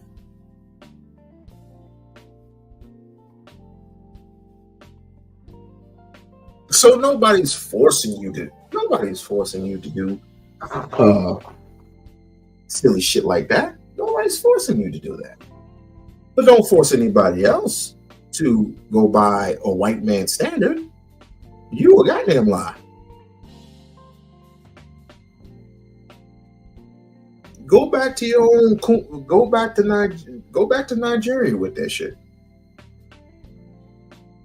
I'm getting sick of certain Nigerians for certain particular countries because he's a Nigerian, and all of a sudden you're an American because you listened to a white man for a whole 2 hours, and all of a sudden you're an American,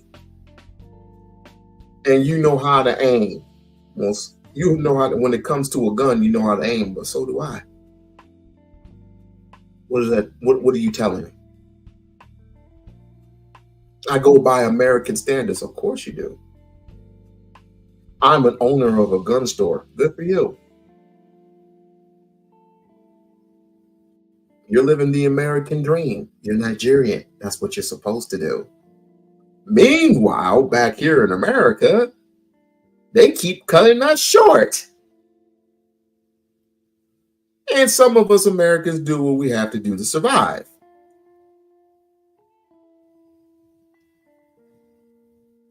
But the one thing that we are robbed by is education. Due to the color of our skin.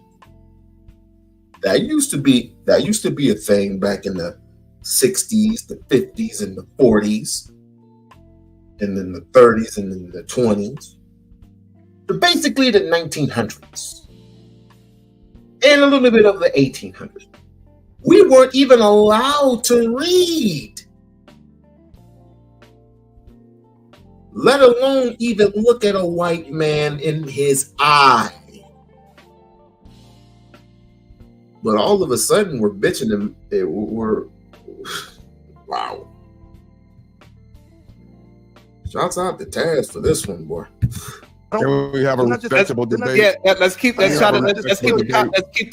topic on the topic. Right, You're having a great disagreement. Let's keep the disagreement on the disagreement. Go ahead, y'all. I don't wear them. So like we would be equally in agreement in not wanting to wear the style.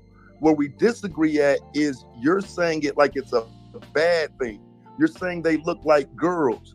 You're disrespecting the men over their hair, and that is some bullshit. But like, what does another man's hair have to do with you? All right, so pause for a second. So we don't get derailed. You're right, Sharon. So we don't get derailed. This is where we have to add a little bit of nuance and clarity. It is not about the hairstyles that black boys want to wear. It is about our misconception that other people have to accept it into their rules and systems. They do not. They don't have to accept it. You can, and then if you have the option to go somewhere else, then let that be that. We can't force our rules, standards, and styles on someone else's system. This would be a different conversation if white boys were allowed to wear dreads. If Asian boys were allowed to wear dreads, but they only want the black kid to cut their hair. Everybody gotta assimilate to the same standard. So that's why I don't see the problem here. No, that's a better argument. That's much better. Go ahead, Taz. I see a problem when we're only, because for real, the subject matter I would say is somewhat meaningless because it's someone's personal choice how they want to wear their hair. The idea that men are coming down on other men for wearing dreadlocks, that shit sounds crazy. I've never seen it as what they're doing is a problem or they look like girls or any of that. That's the new style. And because they're wearing it, the ability to attack black people based on how they wear their hair, that's fucked up. And it's not new. It's like for some reason we forget the historical implications of pointing black people out about what they do with their hair. There's historical implications with that. We're not just talking about right now. We're talking about the ability to tell black people what to do while not even attempting to tell white people what to do. Not attempting to tell other groups what to do. Their hair ain't, some of them can't even wear their hair like that. You know what I'm saying? So again, it's this idea that they're the young men are wrong or they ought to. And I get it because a lot of white folks would love to have the opportunity to wear their hair just how black people wear their hair, but some of them can't do it because of how soft and straight. And it's the same thing now. Asians are getting into the mix now. Asians are getting into the mix and getting their hair all dreaded up. It's not of the norm now. It's not of the norm, but I'm starting to see it at a length. It's like whatever black folks come up with something, it's like the government wants to just take it away. Or if it's something that they can't do, then it's not allowed. The government has to put their hands into everything. It just is what it is in America. And we're supposed to have these standards for American people. What's the standard of having your hair slicked back or in a ponytail or some type of mullet? What's the standard for that, white people? Is that you can do whatever you want to do. It's not just in your corporations, it's America, period. You captured, you conquered, you enslaved. The best thing for you to do as Americans, white people, is to leave us with something. You couldn't do that, so you had to fuck with our hair. Now that is insane. Pocket, like society should be able to adjust to someone wearing their hair the way they want to. I'm confused on why you making it sound like it doesn't have to. We got to adjust all these gay ass rainbow motherfuckers. What do you mean? So I will say you're right in the fact that no, I'm sorry. I will say I'm wrong. I'm not actually attacking anybody. I do believe that anybody should be able to wear their hair or their body any way they want to. But I do also understand that there's a trade-off for that choice. I have numerous homies with dreadlocks. That's the way they style their hair. And anytime anybody wants to come into the corporate world, or I got a young frat brother that wants to say, hey, bro, do you have a job for me? You got anything? I'm trying to upscale and he has dreads. The first thing I will tell him is, hey, bro, if you're not going to consider cutting your hair, you might have a hard time, because that is a reality in the corporate world. But my homeboys that are truck drivers that own their own businesses, they could do whatever the hell they want to. All right. So you will have to adjust to come into certain industries. You will have to adjust. It's the rules of the industry. It's unfair if everybody else doesn't have to, and they're making you as a black man do it.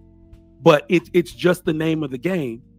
If everybody has to do a low hair standard or a style fade type standard, right? We do it if we join the military, right? So we understand that some places have certain standards. That's all. Yes, even the Yankees have a standard when it comes to their hair and their facial hair. It has to be clean shaven, has to be a certain length. So there are major sports organizations that have that same standard when it comes to your appearance, because your appearance represents the brand, and that's very, and the reputation. So that's high up on the list. But it shouldn't be. That's the problem. And how do we stop them from feeling that way? Like, if we just bow down to them, how do we stop? Because the reality is, whether you cut your hair or not, if you're qualified to do the job, that doesn't affect how you do the job. White people don't see it that way.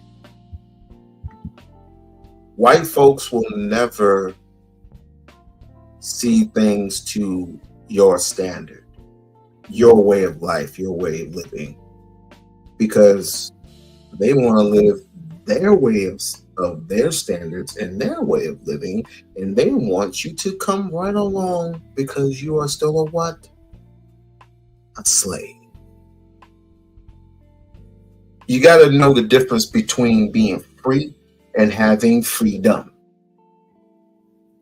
And trying to be funny, but in the words of Eddie Griffin, in America, you got to be dumb to be dumb to have freedom. That's why they call it freedom. In order to be free, you got to have war. And right now, it's the war amongst us, the black folks, because you have black folks who are Rastafari, who believe in free choice, believe in free will, believe in justice, believe in, for us, by us. And there are those who believe in the corporate standard, the this and the that, and America is the way it is, the way of life, and my liberty is their liberty. Oh, really? So your liberty? Their liberty is your liberty? It's almost like saying, we boss. So every time white person is every time America gets sick, white America gets sick. It's like black America is sick.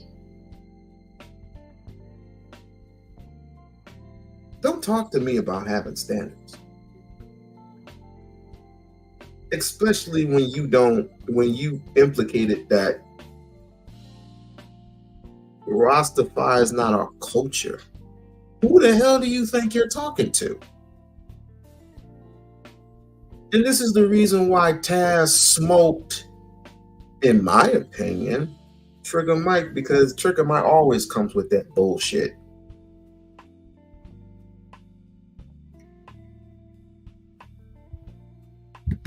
Like and subscribe.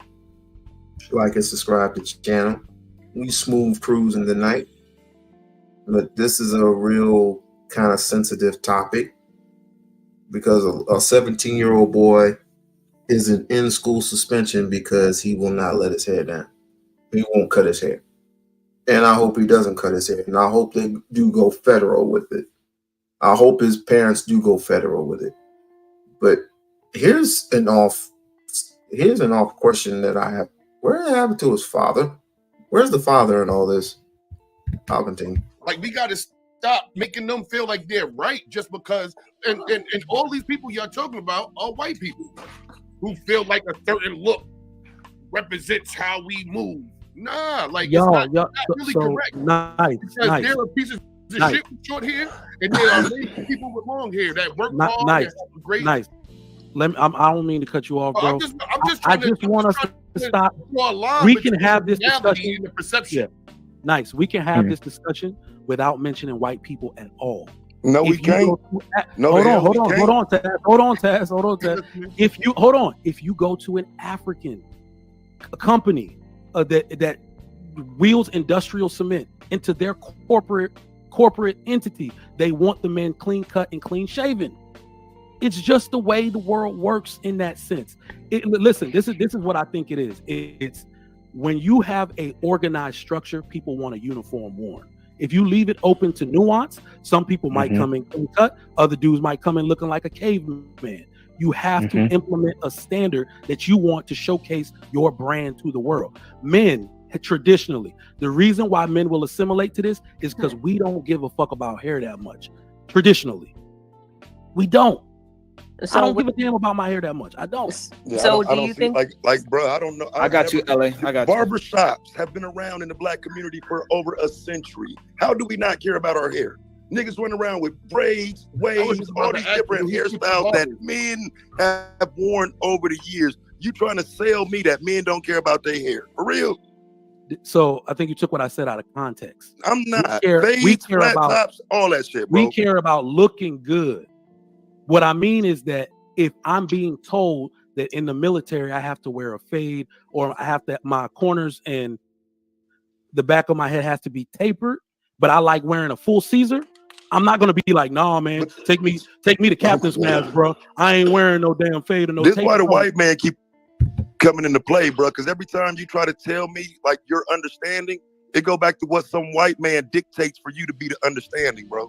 You're not telling me shit that don't include some white man's structure. So if you got to take your ass to some white man building, you got to take your ass to some white man's position. You got to be up underneath some white man, and he gets to tell you what to do.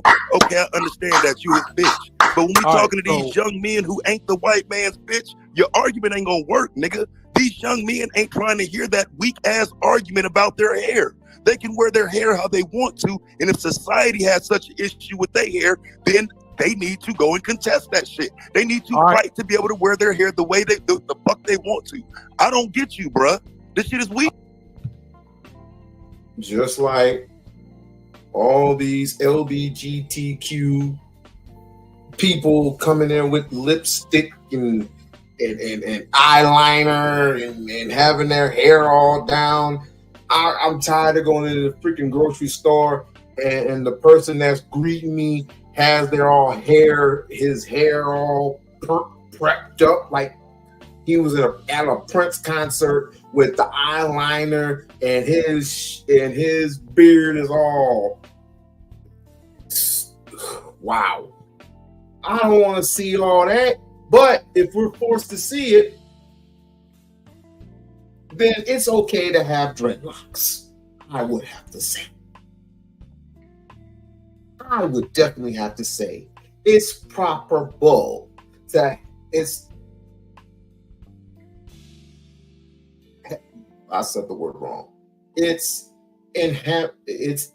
proper pull to wear dreadlocks. If I have to endure any of that wannabe David Bowie bullshit.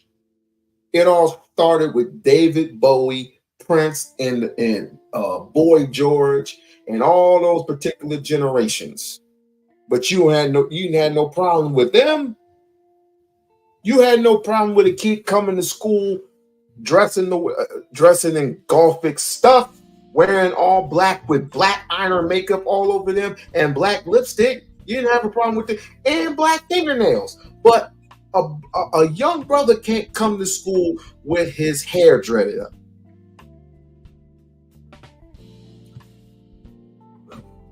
Talk about go back to Africa.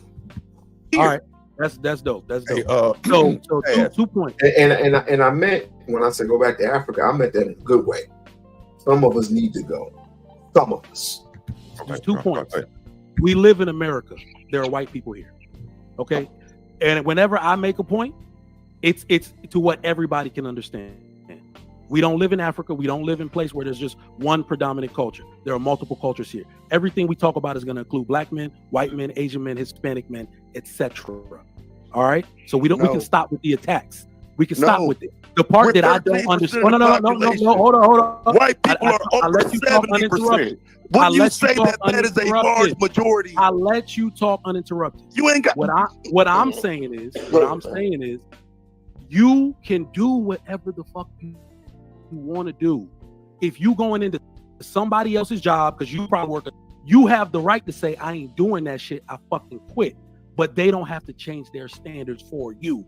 If my own business that I have today, where I hire instructors, if I am putting on a symposium, if I am putting on a lecture, and I'm getting to pick the people, I'm telling the motherfuckers how they should dress, business casual, clean cut, and clean shaven. And that's the way I want my brand represented. This ain't got shit to do with white people. I'm an elitist. I want my people looking like they got some goddamn sense, not coming in with their beards, wild hair. See how he sounds corporate? See how he sounds like an American? See how that sounds? Let me ask you something. Let me ask you straight up. Does that sound applicable? Does that sound okay in your standards to you? Would that sound okay with you? If you had somebody like that come in and address you in that particular fashion? All inquiring minds want to know. Like, subscribe, you get the likes up a little bit, just a little bit more, just a little bit, just a little bit more, just a little bit. Hair showing and shit. This is not a white thing.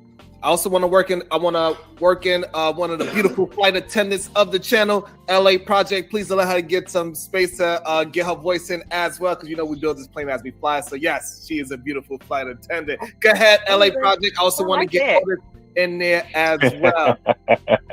Yeah, I like that. Okay. Yeah. No, that's what I was gonna say. I'm just like, okay, with the booming of all these beards, I'm like, how is clean shaven? What are you talking about? Like, how would that be if the standard was for every man to come with cut their beards off? You know what I mean? Or whatever. Like, where does it stop? I don't understand. There's still not really like a reason why. I mean, maybe that's just like your vision of what it should be, and that's perfectly fine. But at the same time, like, when it comes to the facial hair and all that, because that's definitely a trend. I see. No. I see the beards. I mean, they come definitely down to almost to their shirts. Yeah, they're huge. So I mean, but when it comes to showing diversity and representation, Of course, a nice, clean, dreadlock man with maybe braided to the back, but he has a high position that makes the company look good. But there's other reasons that people get discriminated against, when it comes to corporate, but I kind of feel where Taz is coming from, because it's all kind of going back to like the whole white standard, like my mom worked with a very, very intelligent, he was a commissioner for the IRS, but he, was from deep South Louisiana and had this really deep accent, and they leaned on each other because of the different things that they had to go through because of that. And I want to get Otis in there, and I want to get Kasim, somebody that is also well versed in the corporate world as well, so he can give us some great insight on this. So we go Otis and we go Kasim. Let's go. I love this build. Okay. This is a great build right here. Yeah, I'm going to definitely keep it short. I'm going to try to land the plane real quick. I definitely feel what Trigger Man was saying, and I definitely feel what Taz was saying. I definitely want to gear this statement towards Taz. I understand your plight, and I get it. My response to that, to help you out, will be this. My question would be at the same time, within that particular school district, I'm gonna tie it into that, to the story. I'm pretty sure there's a school board, and I'm pretty sure there's some type of election what's going on. I guarantee you, I can almost guarantee you that when I say we of color, we're not on that school board where we can make up and govern the bylaws to change that hair policy. I got to always bring it home. This country is based on black and white laws, bylaws, codes, statutes. That's the way it is. In order to tell somebody to kiss your ass, you got to do that in black and white, in their legalese, by being on their school board. The most smallest political standard there is a PTA and school board, and that's where it started. So if we as a people don't like their hair policy and their bylaws, we got to start on the school board. Unfortunately, a lot of people don't want to hear that, but that's where it starts, right there. Other than that, I don't like abiding by anyone's rule. I'm gonna go somewhere else if I really believe in that. Unless, again, we all can agree on this. If the quote unquote white or another ethnicity grow their hair, then I have the right to grow mine. But on black and white, it was stated already. To change that, we got to get on a board, our numbers, and let's try to change that. Other than that, you sound just like, well, let me put it this way. I have no issue with what was stated. However, let's just say if you put 1,000 people on the board, 1,000 black people on the board, most of them will be women. Women outnumber men 3-1. Let's just say you have 1,000 black folks on that committee. What's from stopping the state, because schools are owned by the state? What's stopping the state from still telling you, no, we're going based on our standards? And the standard is you can't have your hair past your eyebrows. That's just what it is, buddy. I think it's about high time that when you have those thousands of people wasting your measly ass time trying to convince the school board in Texas and in Houston, whether it be Houston, Dallas, or any other place, or let's just say the world, let's just say here in the United States, those thousands and thousands and thousands of people, I think it's high time that we save up our money to build our own freaking schools. Duh!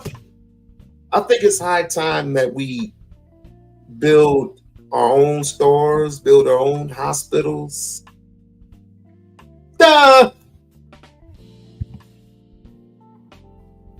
own schools, our own banks, it starts with the bank. How much will it, because of course without a bank, I mean it's pointless to do anything else. But it starts with the bank. How many black-owned banks do we have here in America? How many Black Wall Streets do we necessarily have? How much does it take to start up a bank? Because it starts right there. Schools, fine. If you're not starting up a school, you're negotiating how to start up a bank, trying to get that capital working. Without that capital, it is useless. It is useless. But let me not tell you. I'm just a small YouTuber. Unfortunately, please don't take this the wrong way. It's a lot of emotion and a lot of lip service that gets nothing done. Black and white, small legislatures gets things done. That small start right there, PTA and the board.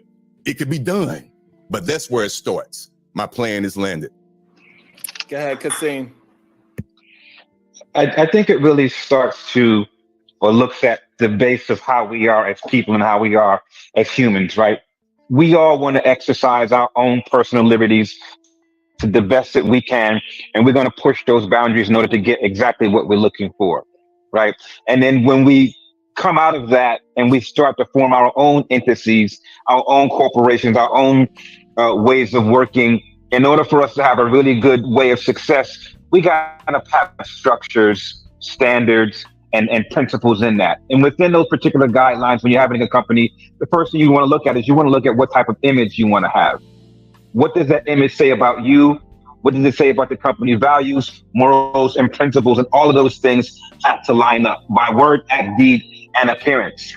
And once individuals kind of form that, then they let that be out. And individuals that want to come into this particular group that they happen to favor has to kind of conform underneath those standards and regulations. And that's just, the way it is. And people want their liberties. They want to be as free as possible. But however, that freedom has to be contained. And the best way for you to express your liberties would be to go off and form your own coalition, your own corporation, and your own thing. And then you can set your standards how you want them to be. And then find like-minded, talented individuals that are willing to go underneath your umbrella. And that's just the basic. And I have no problem with what the brother said. However, I'll say this. And respectfully, because I do respect that brother right there. Why do we have to be treated like animals? Still, in this country, why is it that we have to be treated less than? For a corporation in fair, that once they build their establishment, they form their own rules, but knowing that you have the African American right there, we are different hairstyle, different color, ethnicity.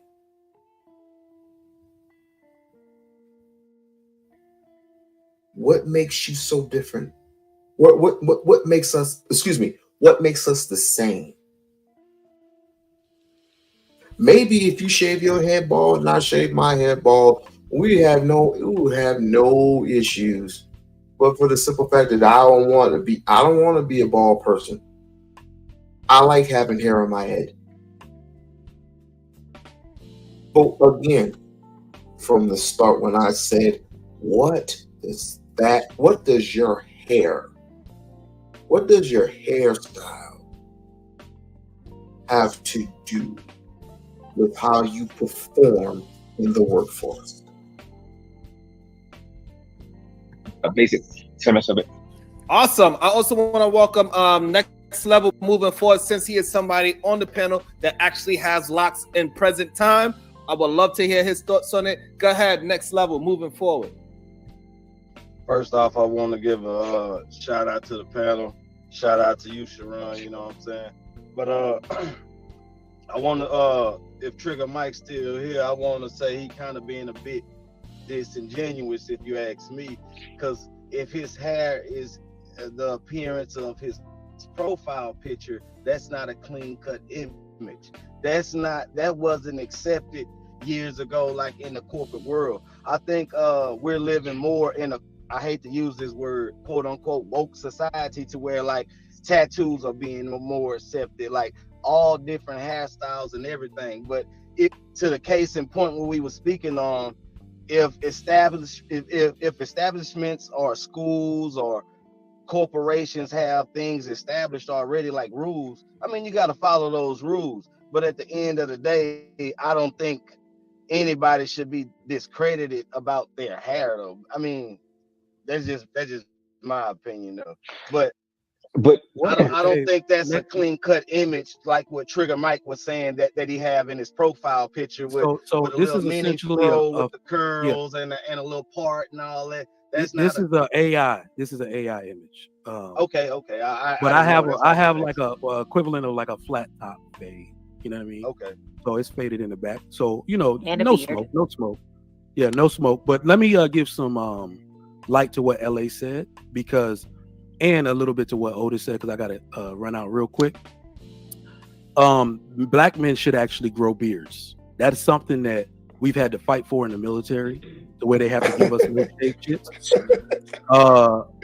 You got to be fucking kidding me, all bro. right, man. You got to show some respect, bro. You got to show some respect. Nigga, fuck you. You All don't right. respect niggas. All with right. dreads. To show some respect. So, because what we realize is shaving for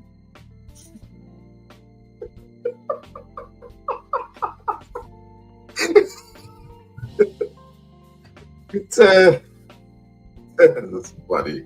I had to pause. black men is actually unhealthy. If you shave too low, your hair will curl back into itself because we have a different grade of hair.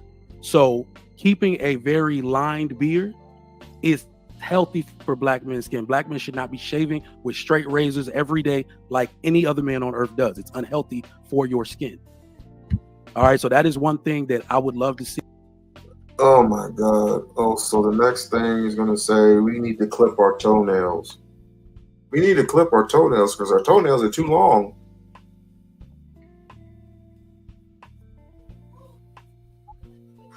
We need to shave our legs. We need to shave our chest hairs. We don't want anybody to see all that taco meat. We need to wash our face. What? It's kind of y'all starting to sound. I'm sorry, but this brother's starting to sound a little gay to me. What the? We're men. Yo, go buy your own lady. Go buy your own standards, bro. Taz is right. This is weird. This is just freaking weird. This is why I say you have those black folks who have who are survivalists and who are revolutionary, and then you have those people who are for corporate. This is funny. See, in corporations where black men are the head, you're saying stop making people shave, stop making black men shave their beard. It's not good for their skin. All right, so that is something that we could, like Otis said, bring that awareness into the school board, letting them know our grade of hair is different, getting people to shed that, give the education on why black people's hair needs to be treated a little bit different than everybody else. And that's just one example. So black men growing beards is actually better for their skin. And I will give credence to what LA Project said about that, but I'm out, y'all. So look, just before, well, you can go. Listen, man. Hey, I appreciate one of the biggest issues that we have right now.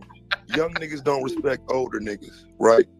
And there's no way to bridge that gap if you got a bunch of hoe ass niggas that won't stand for them. These young niggas see y'all. Like you telling these young niggas to cut their hair to be a bitch like you, bruh?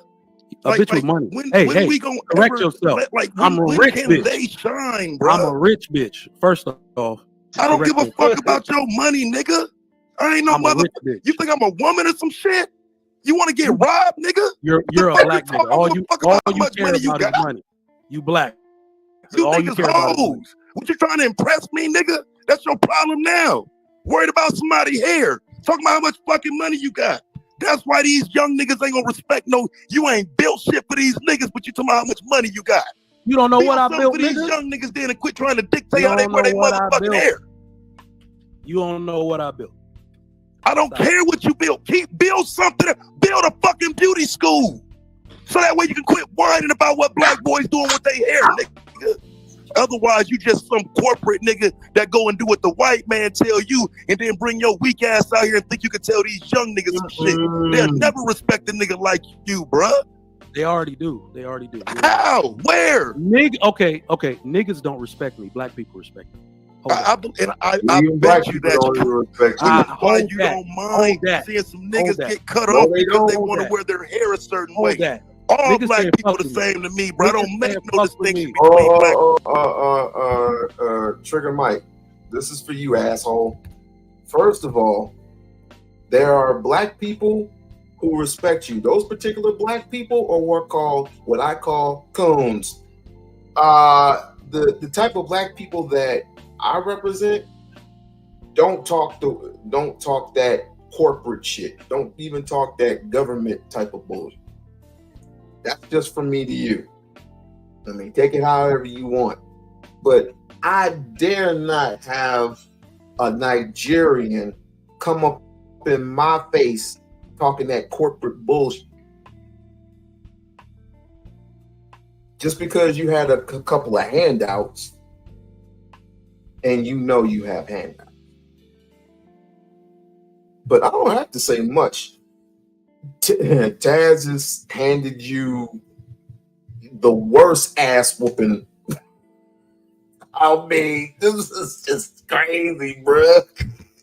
He handed you, in my opinion, the worst ass whooping a person could take. If I did, I damn sure wouldn't call your weak ass black pussy. You a nigga. I don't make no distinction between black people. If I did, why the fuck would we be rocking with your soft ass?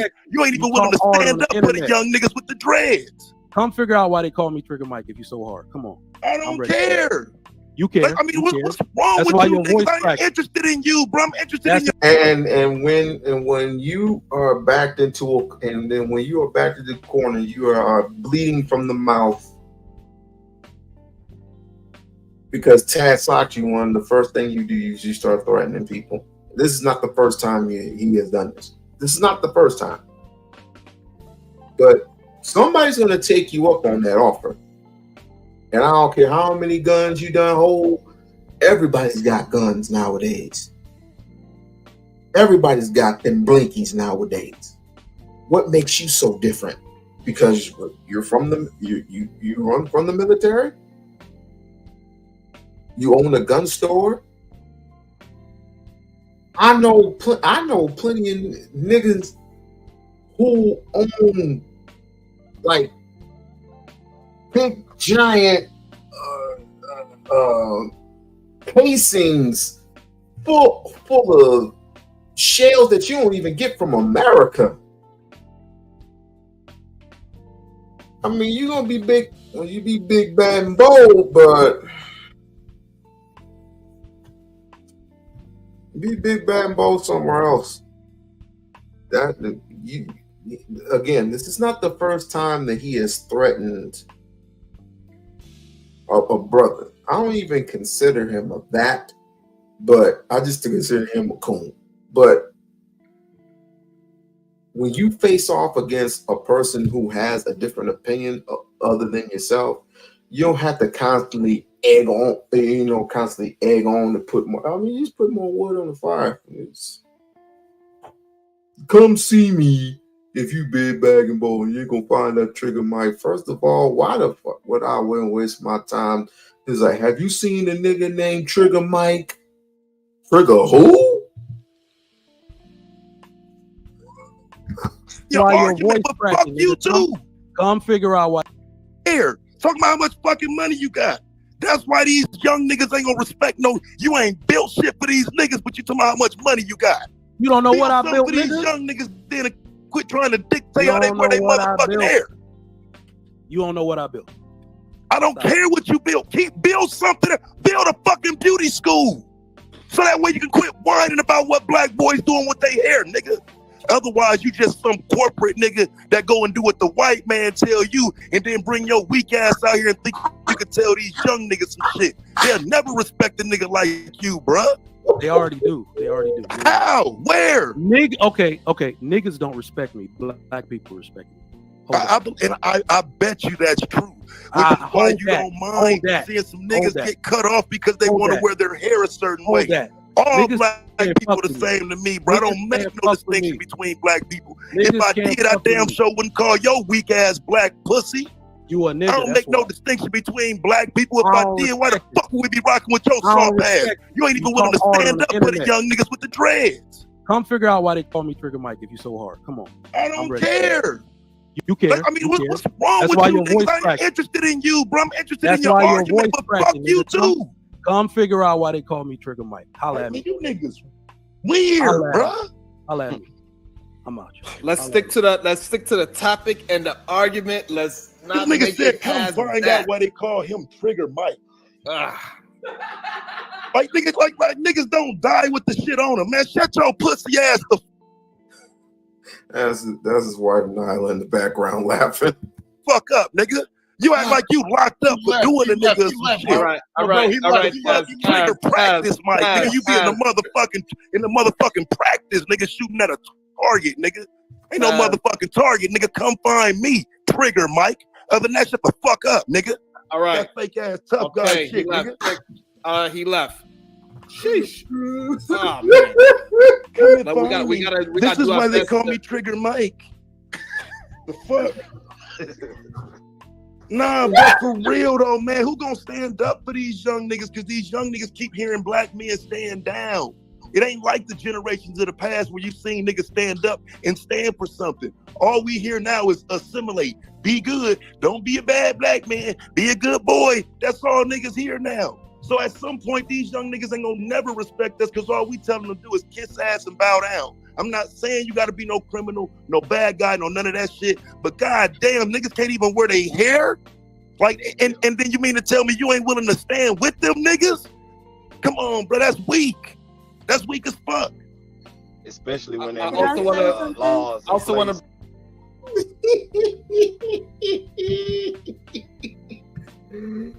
Like I said, this is wild. This is so wild. That was right. I mean, you're willing to do anything and everything to kiss corporate ass, but you won't do anything and everything to uplift these young folks out here who really need it. And it don't require you cutting your hair. Okay, cut that crap out. You're a human being. You're a human being who grows natural hair. Originally, they know who you are. So, but they just want this. They just want the standards of them being, as far as black people are concerned. White people want black people to be who they are. They want our hair. They want our melanin. They want our wits, our standards, our way of thinking, our way of life. Because they're the ones that are fading into the wilderness. They're the ones that can't reproduce.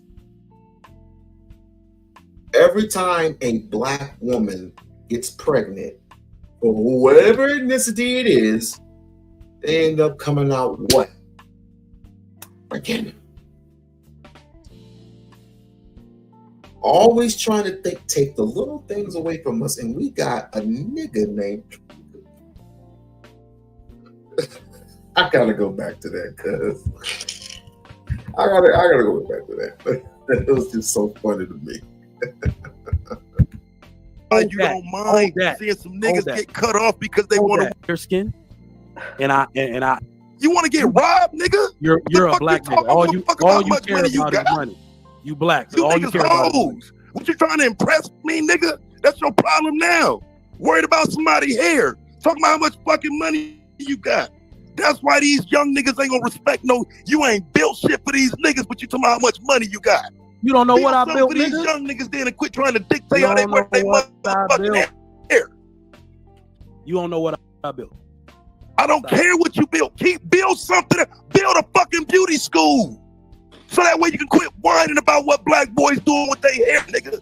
Otherwise, you just some corporate nigga that go and do what the white man tell you and then bring your weak ass out here and think you can tell these young niggas some shit. They'll never respect a nigga like you, bruh. They already do. How? Where? Okay. Niggas don't respect me. Black people respect me. I bet you that's true. Which is why you don't mind seeing some niggas get cut off because they want to wear their hair a certain way. All niggas black people the same to me, bro. I don't make no distinction between black people. If I did, I damn sure wouldn't call your weak ass black pussy. You a nigga. I don't make no distinction between black people. If I did, why the fuck would we be rocking with your soft ass? You ain't even willing to stand up for the young niggas with the dreads. Come figure out why they call me Trigger Mike if you so hard. Come on. I don't care. You care. I mean, what's wrong with you niggas? I ain't interested in you, bro. I'm interested in your argument, but fuck you too. Come figure out why they call me Trigger Mike. Holla at me. You niggas weird, bro. Holla at me. I'm out. Let's stick to the topic and the argument. Let's not this nigga make said, it come past find that. out why they call him Trigger Mike. Like niggas, like niggas don't die with the shit on them, man. Shut your pussy ass the fuck up, nigga. You act like you locked up for doing the niggas some shit. All right. Trigger practice, Mike. Nigga, you be in the motherfucking practice, nigga, shooting at a target, nigga. Ain't no motherfucking target, nigga. Come find me, Trigger Mike. Other than that, shut the fuck up, nigga. All right. That fake ass tough guy shit, nigga. He left. Sheesh. Oh man. Come in, we gotta this is do our why they best call me Trigger Mike. The fuck? Nah, bro, for real though, man. Who gonna stand up for these young niggas? Because these young niggas keep hearing black men stand down. It ain't like the generations of the past where you seen niggas stand up and stand for something. All we hear now is assimilate. Be good. Don't be a bad black man. Be a good boy. That's all niggas hear now. So at some point, these young niggas ain't gonna never respect us because all we tell them to do is kiss ass and bow down. I'm not saying you gotta be no criminal, no bad guy, no none of that shit. But goddamn, niggas can't even wear their hair. Like, and then you mean to tell me you ain't willing to stand with them niggas? Come on, bro. That's weak.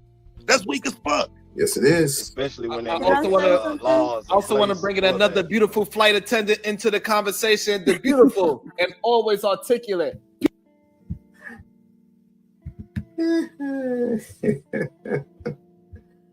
All right. It's crazy, right? Anybody got any questions? Anybody got any questions? We had 3 different topics today. The first one was on Cam. Oh, Cam. And defending himself. And everybody patting him on the head. Said, good boy. You didn't swing. You didn't hit. You didn't throw a retaliated punch. But we want to.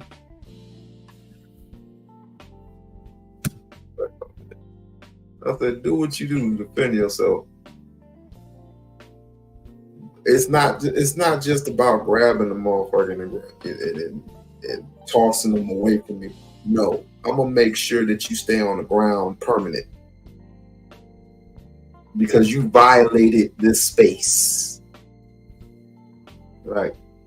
I have no problem with you arm's length, but when you're about right here, when you go past here, you're violating my space. And with that, you got to be dealt with. So, and then of course, Weny Williams suffering from dementia. Like I say, I pray for the sister. It only gets worse from here because the disease act upon the body. First, you lose, parts of, yourself, and you don't remember much. And it's like you got long-term and short-term memory. Long-term, you remember certain people who you are around with 24/7, or who or your son, or your daughter, your niece, some of your nephews, blah blah blah blah blah. But short-term, it only gets worse. So I definitely pray for the sister. Also, this topic here is very saddening in itself, but as you can see, you got the haves and the have-nots, and you got corporate versus revolutionary. So that's the show for the day. It's about time that I, settle my butt down. If there's anything else interesting, I'm gonna give it to you. Next Sunday, there is another Umar sighting. Has to be addressed. I don't want to have to address it, but damn it, it's going to be addressed. But other than that, if there's any other interesting stuff that hits my desk, then by all means, I'm going to address it. But this has been pretty good, y'all. I want to thank y'all for coming to see me in this quiet, very quiet, subtle Monday. You know what? I like it. I like to one day have some wine, right? Have some wine and listen to tunes like this.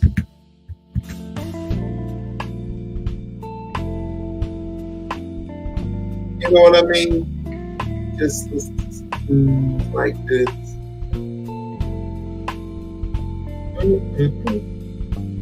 And just relax. Just relax and have a fun day. But stay black, y'all. That's all a brother can ask for, is just to stay black.